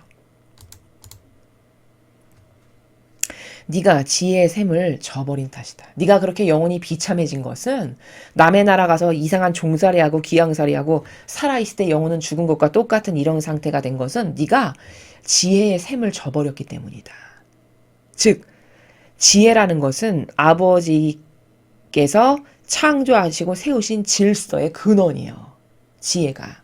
그 아버지께서 창조하시고 세우신 질서의 근원인 지혜를 저버리고 그 영역 밖에서 내 멋대로 내 뜻, 내 자아, 인간이 만들어온 제도와 전통을 신처럼 떠받들고 우상으로 떠받들며 또 바리사일 포박자들의 사욕과 욕망에 하나 되고 동조함으로써 죽은 영혼과 똑같죠. 그 상태가. 네가 바로 그렇게 살아가지고 그런 하느님의 다스림의 원리, 창조하시고 세우신 질서인 지혜에서 네가 벗어났기 때문이다 라고 말씀하시는 것이죠. 네가 하느님의 길을 걸었더라면 너는 영원히 평화롭게 살았으리라.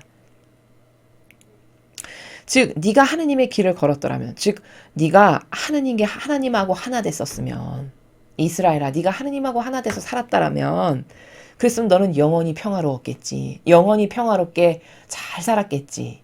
그 말씀을 하시는 거죠.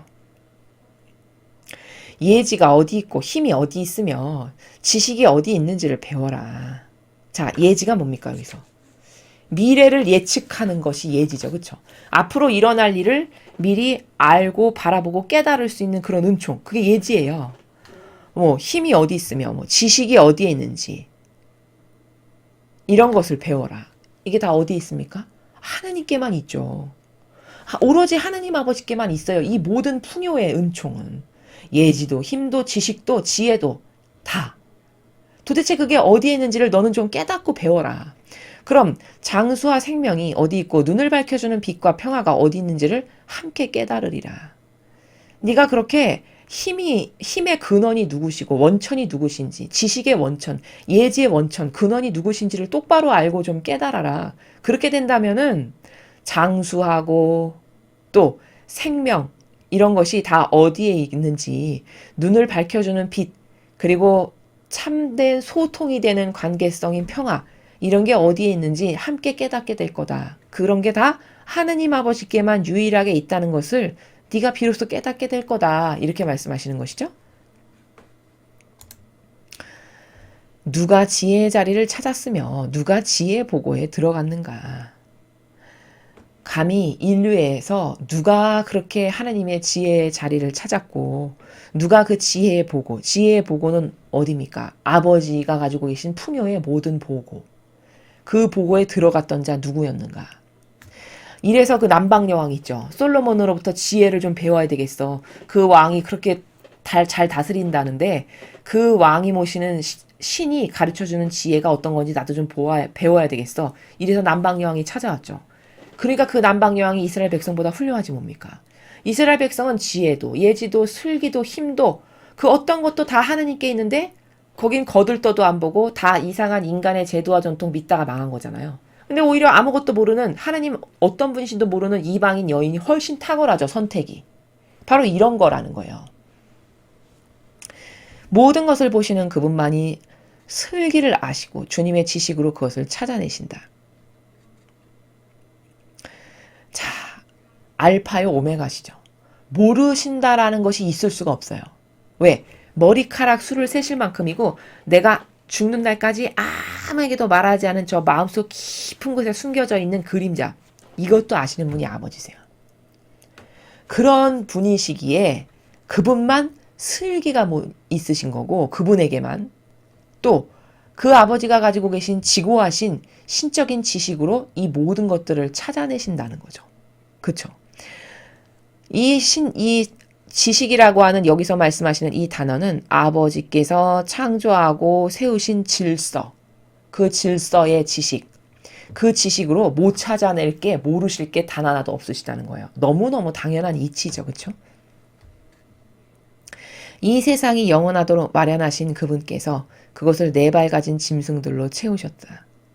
이 세상이 영원했으면 그렇게 하느님과 소통을 잘해서 평화롭게 살아가기를 바래서 만드셨던 그 분께서 이제 이 세상을 네 발 가진 짐승으로 채우셨다. 네 발 가진 짐승이 뭡니까? 생물이 변질되면 짐승입니다. 요한계시록에 보면. 생물은 하느님의 다스림을 도와드리는 그런 역할을 하는 천상의 그런 어떤 존재들이고 그 하느님의 다스림을 돕는 그것이 변질되면 짐승이에요. 그래서 그 다니엘서에 보면은 이렇게 바람이 회오리 바람이 하나씩 일면서 짐승들이 이렇게 하나씩 나오죠. 그게 바로 그런 생물의 하느님의 다스림의 변질인 짐승. 그래서 첫 번째 짐승이 어떤 형태를 취해서 나왔고 이런 게 다니엘서에 나왔잖아요. 그게 각각의 제국을 뜻하는 거였는데 결국 그렇게 하나님의 다스림이 변질된 인간이 다스리고 통치하는 제국 그걸 짐승으로 표현했죠. 다니엘서에. 바로 그렇게 이 세상이 영원하게 아버지께 방향을 잘하고 아버지께만 의탁하고 신뢰해서 그렇게 영원한 아름다운 지상이 될 수 있었으면 해서 마련하셨던 그분께서 이제 세상을 네 발 가진 짐승들로 채우셨대요. 이 변질된 마귀들로 이 세상이 가득 찼다라는 거죠. 그런데 그분께서 보내시니 빛이 가고 그분께서 부르시니 빛이 떨며 복종한다. 별들은 때 맞추어 빛을 내며 즐거워한다. 그분께서 별들을 부르시니 여기 있습니다 하며 자기들을 만드신 분을 위하여 즐겁게 빛을 낸다. 이분께서 우리 하느님이시니 어느 누구도 이분께 견줄 수 없다. 이게 바로 하느님 아버지께서 만들어 놓으신 온 우주 만물이 하느님께 이렇게 올바르게 순종하며 반영한다는 나라를 설명하시는 거예요. 인간에게는 이런 순종의 반영이 없죠. 그러나 인간을 제외한 모든 피조물은 이렇게 와라 하면 오고 가라 하면 가고 빛을 내라 빛을 내고 부르면 예 여기 있습니다 이렇게 반영한다는 거죠. 이렇지 못한 인간은 정말 불행한 겁니다. 그분께서 슬기의 길을 모두 찾아내시어 주님 종 야곱과 주님께 사랑받는 이스라엘에게 주셨다. 그러고 나서야 땅 위에 슬기가 나타나 사람들과 어울리게 되었다. 자, 여기 그러고 나서야 땅 위에 슬기가 나타나 사람들과 어울리게 되었다. 이 슬기가 누굴까요? 바로 예수님을 말씀하시는 거예요. 이제 예수님의 탄생, 인류에 슬기가 나타났다. 예수님이 탄생하시게 되었다라는 걸 38절에서 예언하시는 것이죠. 슬기는 하나님의 명령과 길이 남을 율법을 기록한 책이다. 예수님이 곧 슬기다라는 거를 지금 38절 4장 1절에서 계속 말씀하시는 거예요. 슬기를 붙드는 이는 살고 그것을 버리는 자는 죽는다.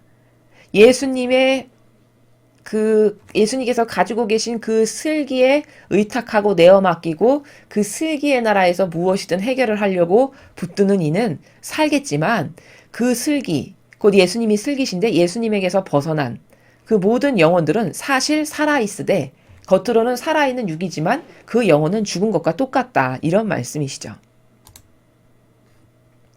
야곱아, 그러니까 돌아서서 슬기를 붙잡고 그 슬기의 불빛을 향하여 나아가라.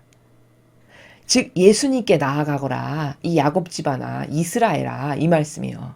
제발 좀 똑바로 돌아서가지고 이상한 반향기 어린 정신으로 제도나 전통이나 따르고 인간 고집스럽게 네 뜻이나 따르지 말고 예수님이 지니고 계신 그 슬기를 좀 붙잡고 거기에만 맡기고 갈망하고 의탁하고 그래서 예수님께 나아가라. 즉 예수님과 하나 되거라. 이렇게 말씀하시죠. 네 영광을 남에게 넘겨주지 말고 네 특권을 다른 민족에게 넘겨주지 마라. 자, 네 영광을 남에게 넘겨주지 말고 이거는 개인적 관점이죠. 각각의 개개인을 두고 말씀하시는 거예요. 개개인이 예수님께 의탁되고 그분과 하나 되고 용해되고 이렇게 이것을 구현하지 못함으로써 네 영광을 남에게 넘겨주지 말고 지옥 가지 말고 제발 이런 말씀이세요. 네 특권을 다른 민족에게 넘겨주지 마라. 이 후미는 민족의 관점이죠. 나라의 관점. 앞에는 개인의 관점이라면 뒤는 나라적 관점이에요. 네 특권, 하느님께서 특별히 선택하셔서 선민이라고 뽑으셔가지고 많은 축복과 은총을 주기를 원하셨는데 반영을 너무너무 못해요. 예수님이 오셨는데 그 슬기를 붙잡기는커녕 박해하고 핍박하고 죽여버렸어요. 그럼 특별한 은총으로 너희들에게 이런 은총을 축복을 부어주고 싶어서 내가 예수 그리스도를 보낸다 해서 보내셨는데 죽여버리고 박해했죠. 그럼 특권을 자기가 버린 거죠. 그래서 다른 민족에게 넘겨준 거죠. 바로 이걸 말씀하시는 거예요. 개개인으로 봤을 때는 그 영광을 남에게 넘겨주지 말아라. 즉 그렇게 너에게 특별히 허락하신 사랑을 헛되이 여기고 소홀하게 여겨서 반향을 똑바로 못해서 지옥 가지 말고, 또 후미는 너에게 그렇게 특별하게 주신 특권을 천대시하고 무시하고 깔보고 박해가지고 결국 죽여버렸지, 그렇게 해서 다른 민족에게 넘겨주지 마라. 나라적 관점에서는 그렇게 해서 망하지 말어라. 이런 말씀이세요. 하느님하고 멀어지면 곧 영광을 넘겨주는 거고 영혼이 망하는 거니까요. 그래서 3절의 말씀은 그런 말씀이시고, 이스라엘아 우리는 행복하구나. 하느님께서 기뻐하시는 일을 우리가 알고 있다. 여기 4절의 이스라엘은 누굽니까? 왜 행복하다라고 이야기한 거예요? 이스라엘아 행복하구나. 여기 4절의 이스라엘은 새 시대의 백성을 부르시는 거예요. 새 시대의 나의 백성아, 우리는 행복하구나. 왜? 이 앞에 단락은 다 이스라엘 백성이 저질렀던 과오, 부족함. 그래서 다 나라도 망했고 개인도 지옥 갔던 이런 불행의 역사. 잘못 반영함으로써 주신 특권을 다 남에게 넘겨줘 버렸던 그런 과거의 이스라엘. 그 나라에 대해서 그 부족했던 것에 그 어리석음에 대해서 줄줄이 말씀하신 거고, 4절은 그러니까 이제 우린 행복하다. 새천년 왕국의 내 백성들아 우린 행복하다. 왜? 하느님께서 기뻐하시는 일을 우리는 이 앞의 과오를 통해서 이제 알잖니. 어떤 것이 기뻐하시고 어떤 것을 반기시고 어떤 것을 축복하시는 분이 우리 아버지신지를 우린 이제 알지. 그러니까 얘들아 우린 행복하다. 기뻐하거라. 이렇게 말씀하시는 겁니다. 이해가 되시죠? 자, 그러면 계속해서 마지막 7독서 함께 보시겠습니다. 제7독서 에제키엘 예언서 36장 16절에서 17절, 18절에서 28절까지의 말씀입니다. 주님의 말씀이 나에게 내렸다.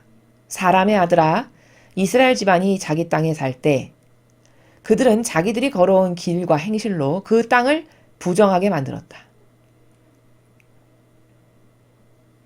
그들이 그 땅에 쏟은 피 때문에, 그들이 그 땅을 더럽히며 섬긴 우상들 때문에 나는 그들에게 내 화를 퍼부었다. 그래서 그들을 민족들 사이로 쫓아버리고 여러 나라로 흩어버렸다. 그들의 길과 행실에 따라 그들을 심판하였다. 사람들이 그들을 두고 이 자들은 주님의 백성인데 그분 땅에서 나와야만 했지 하고 말하였다. 이렇게 그들은 가는 곳마다 나의 거룩한 이름을 더럽혔다.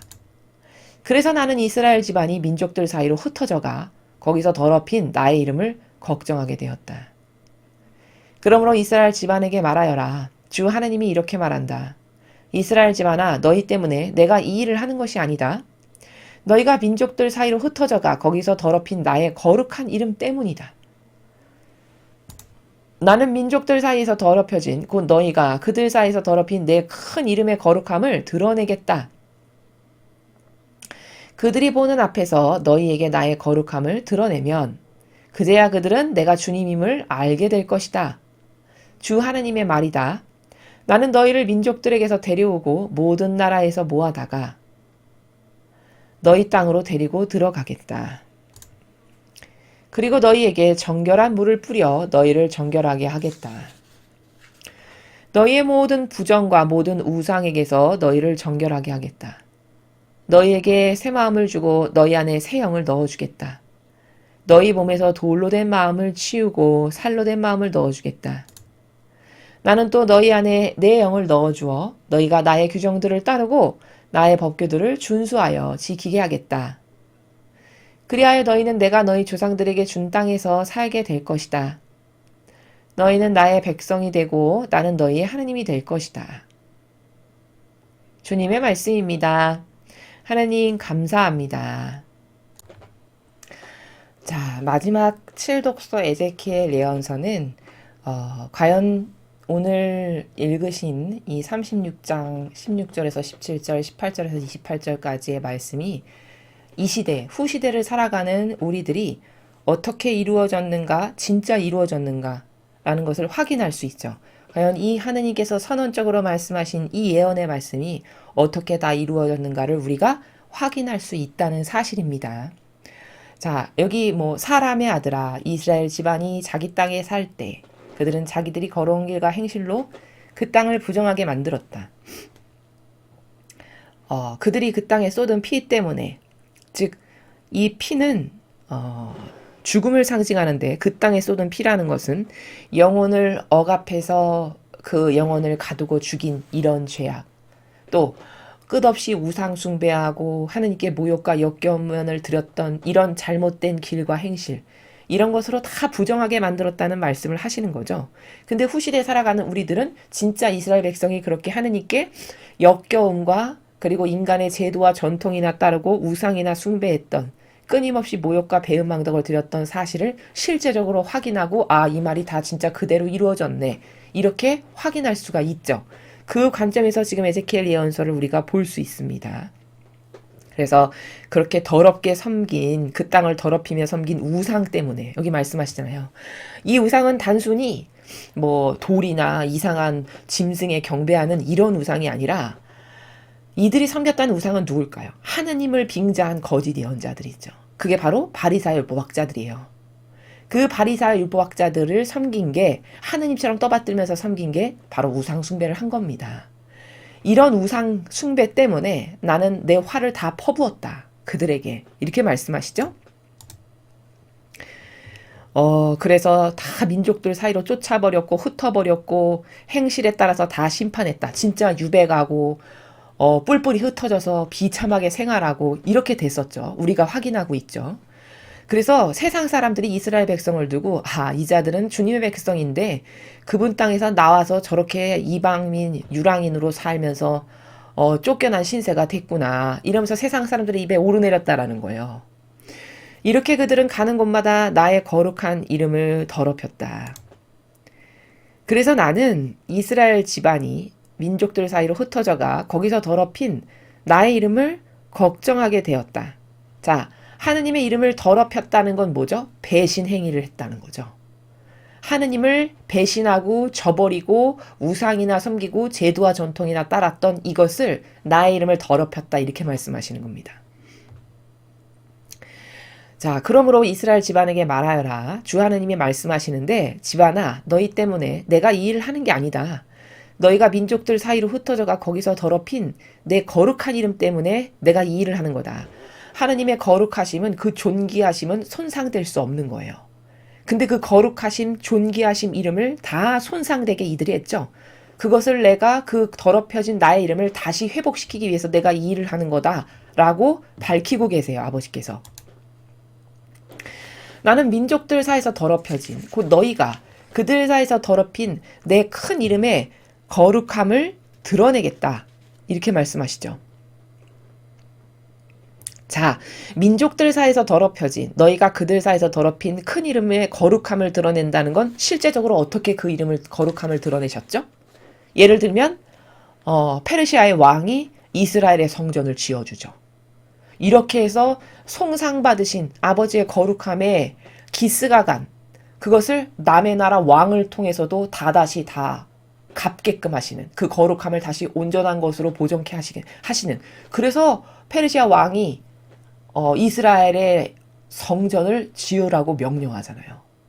그게 다 어떻게 가능한 거냐? 이런 아버지의 뜻이 그 이방인의 왕을 통해서라도 다시 손상되신 거룩함을 온전하게 복구시키시는 것을 하시는 거죠. 말씀하신 그대로 다 이루어졌죠.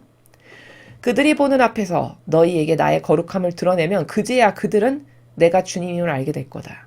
주 하느님의 말이다. 이런 사람의 어떤 인간적 기준이나 판단의 근거로는 저건 도저히 불가능해라고 생각하는 일들이 이루어지는 것을 목격함으로써 하느님은 진짜 살아계시구나. 진짜 신이시구나. 이렇게 그때 가서야 알게 될 거라는 거예요.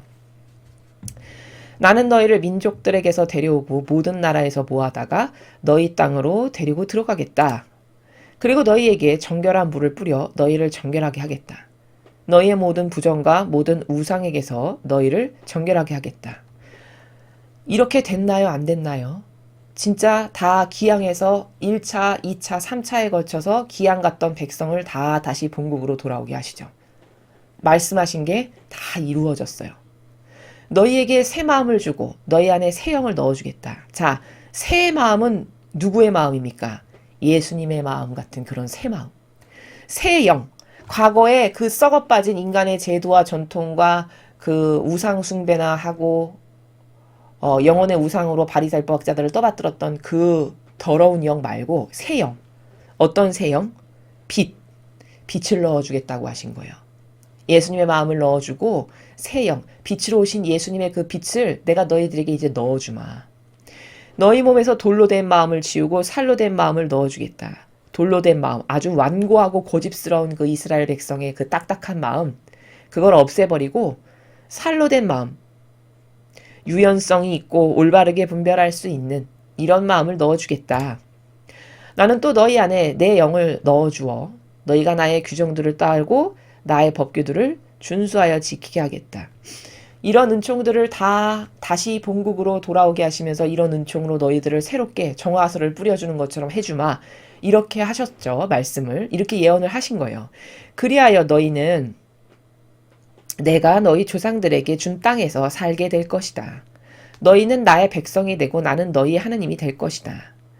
귀환하여 다 돌아와서 다시 하느님의 백성이 될 수 있는 기회를 다시 한번 주셨고 다시 그들의 하느님이 되어주셨죠.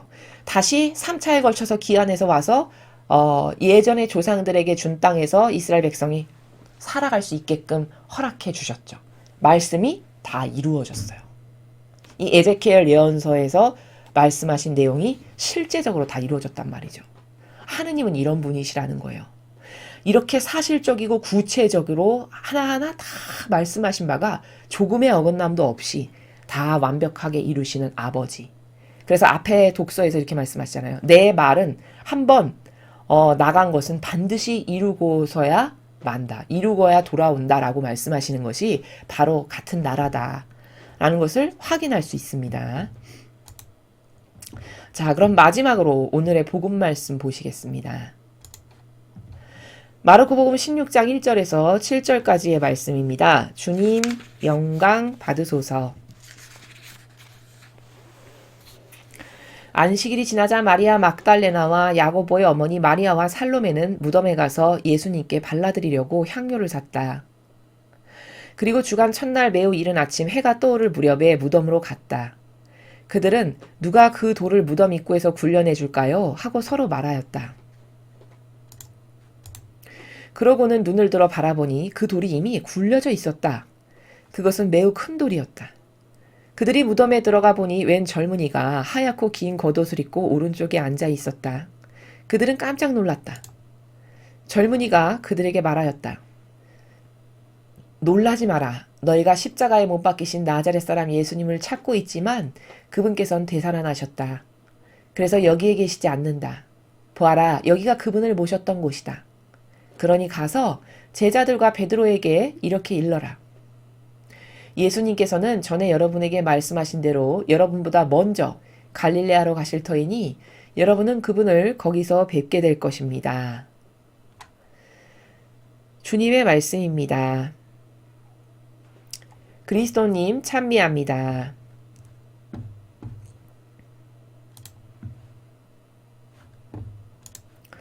자, 이제 드디어 예수님께서 부활하셨습니다.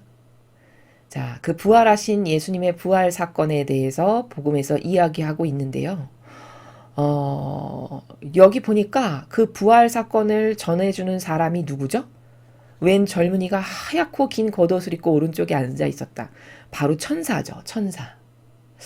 우리가 여기서 잠깐 볼 수 있는 것은 천사와 인간의 그 관계성을 좀 볼 수 있어요.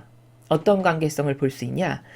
우리가 보통 생각하기로는 천사하고 인간? 누가 더 위일까? 뭐 이런 것에 대해서 궁금증을 가지시는 분들도 간혹 계세요. 근데 여기 보면 여기뿐만 아니라 다른 복음에서도 보면 천사는 원래 인간을 도와주도록 파견하신 그런 영이라고 해야 될까요? 그런 것이죠. 목적성이. 그러니까 사실은 인간을 도와주기 위해서 하느님 아버지께서 만드신 분이 천사예요. 여기서도 인간에게 지금 이렇게 된 거고 그분은 여기 안 계시단다. 어디에 목적이 있어서 가셨으니 거기로 가보거라. 이렇게 도와주고 있죠. 그런 천사와 인간의 어떤 상하관계를 따질 때 하느님 아버지께서는 천사를 우리를 도우라고 파견하시고 만드신 그런 영이구나 라는 것을 확인할 수 있습니다. 자, 그리고 또 하나 볼 수 있는 것은 즉 아버지와 하나 된 사람들을 도와주는 게 천사다. 이렇게 정리하면 될 것 같아요. 하느님 아버지와 하나 된 사람들을 도와주는 역할을 하는 분이 바로 천사다. 이렇게 정리할 수 있습니다. 자, 그리고 여기 이제 여인들이 막 갔는데 마리아 막달레나와 야고보 어머니 마리아와 살로메 이 여인들이죠. 이 여인들이 가장 먼저 무덤에 갔는데 무덤에 돌이 이렇게 굴려져 있고 이미 예수님은 안 계세요. 그쵸? 그럼 도대체 예수님은 부활하시자마자 어디에 가셨을까? 자, 그것을 어디서 확인할 수 있냐면 마라나타 성지에서 있는 그 묵주기도인가 거기에서 나오는 내용인데요. 가장 먼저 예수님께서 부활하시고 만나신 분은 성모님이세요. 성모님. 지금 성모님을 만나러 가셔서 안 계신 거예요. 그리고는 성모님을 만나시고 오셔서 그 다음으로 만난 여인이 마리아 막달레나입니다. 성모님은 어디에 계셨냐면은 예수님이 그 전날 계속 너무나도 온통 그 박해를 너무 많이 받고 매를 많이 맞으셔가지고 길거리에 피가 툭툭툭툭 다 떨어져 있는 거예요. 그 피가 떨어져 있는 그분을 이렇게 걸어가시면서 어머니께서 그 고통을 마음에 다 새기시고 용기로 감싸 안으시고 그런 것을 하고 계셨어요. 성모님께서. 근데 그런 성모님에게 내 아들이 이렇게 얼마나 고통스럽고 힘들었을까. 이런 희생을 위해서 내 아들이 얼마나 숭고한 희생을 했을까. 나도 그 희생에 하나 돼야지. 이런 나라에서 그 피 뚝뚝 흘려진 예수님의 피가 흥건하게 흘려졌던 그 길을 이렇게 걸어가고 계셨단 말이죠. 근데 예수님께서 부활하셔서 그때 어머니 앞에 딱 나타나셨어요. 그래서 어머니가 그런 그 피 흘리신 예수님의 흔적을 이렇게 눈길로 따라가고 있는데 뭔가 구멍난 손이 이렇게 어머니 앞에 쑥 다가오는 거예요. 어머니께서 이렇게 보시니까 손인데 못자국에 구멍이 이렇게 뚫려 있어요. 그래서 어머니의 눈물이 그 구멍 뚫린 못자국 안으로 뚝 떨어지는. 그래서 이렇게 눈을 들어보니까 어머니 승리는 우리의 것입니다. 예수님께서 이렇게 인사하셨다라고 하거든요. 이렇게 어머니를 만나주셨고 그리고 이제 이 여인들을 만나셨다라는 것을 우리가 그 기도문을 통해서 얼마든지 유추해 볼 수 있거든요. 그래서 예수님께서는 이렇게 오늘 온 인류의 죄악을 아주 철저하게 처절하게 배상 보속하시고 마침내 부활하셔서 살아나신 그런 엄청난 축제의 일을 우리가 지금 기념하고 있습니다. 참 장시간에 걸쳐서 무려 7개의 독서와 복음을 저와 함께 보셨는데요. 비록 간단하지만 그 각각의 성경의 내용을 조금이나마 여러분들께서 핵심적인 것이라도 좀 이해하시고 넘어가시는 것이 좋을 것 같아서 다 설명을 드렸습니다. 예수님의 부활하심을 아버지 뜻 안에서 다시 한번 두 분의 하나 되신 성심을 통해서 축하드리며 또 이 부활이 우리들의 부활이 될 수 있도록 우리가 더욱더 예수님과 어머니의 정신과 가르침과 모범에 용해되고 하나 되어서 살아가는 것을 사실적으로 구현할 수 있는 그런 자녀들이 되어야 하겠습니다. 이상으로 2021년 4월 3일 토요일 파스카 성야 복음 해설을 마치겠습니다. 감사합니다.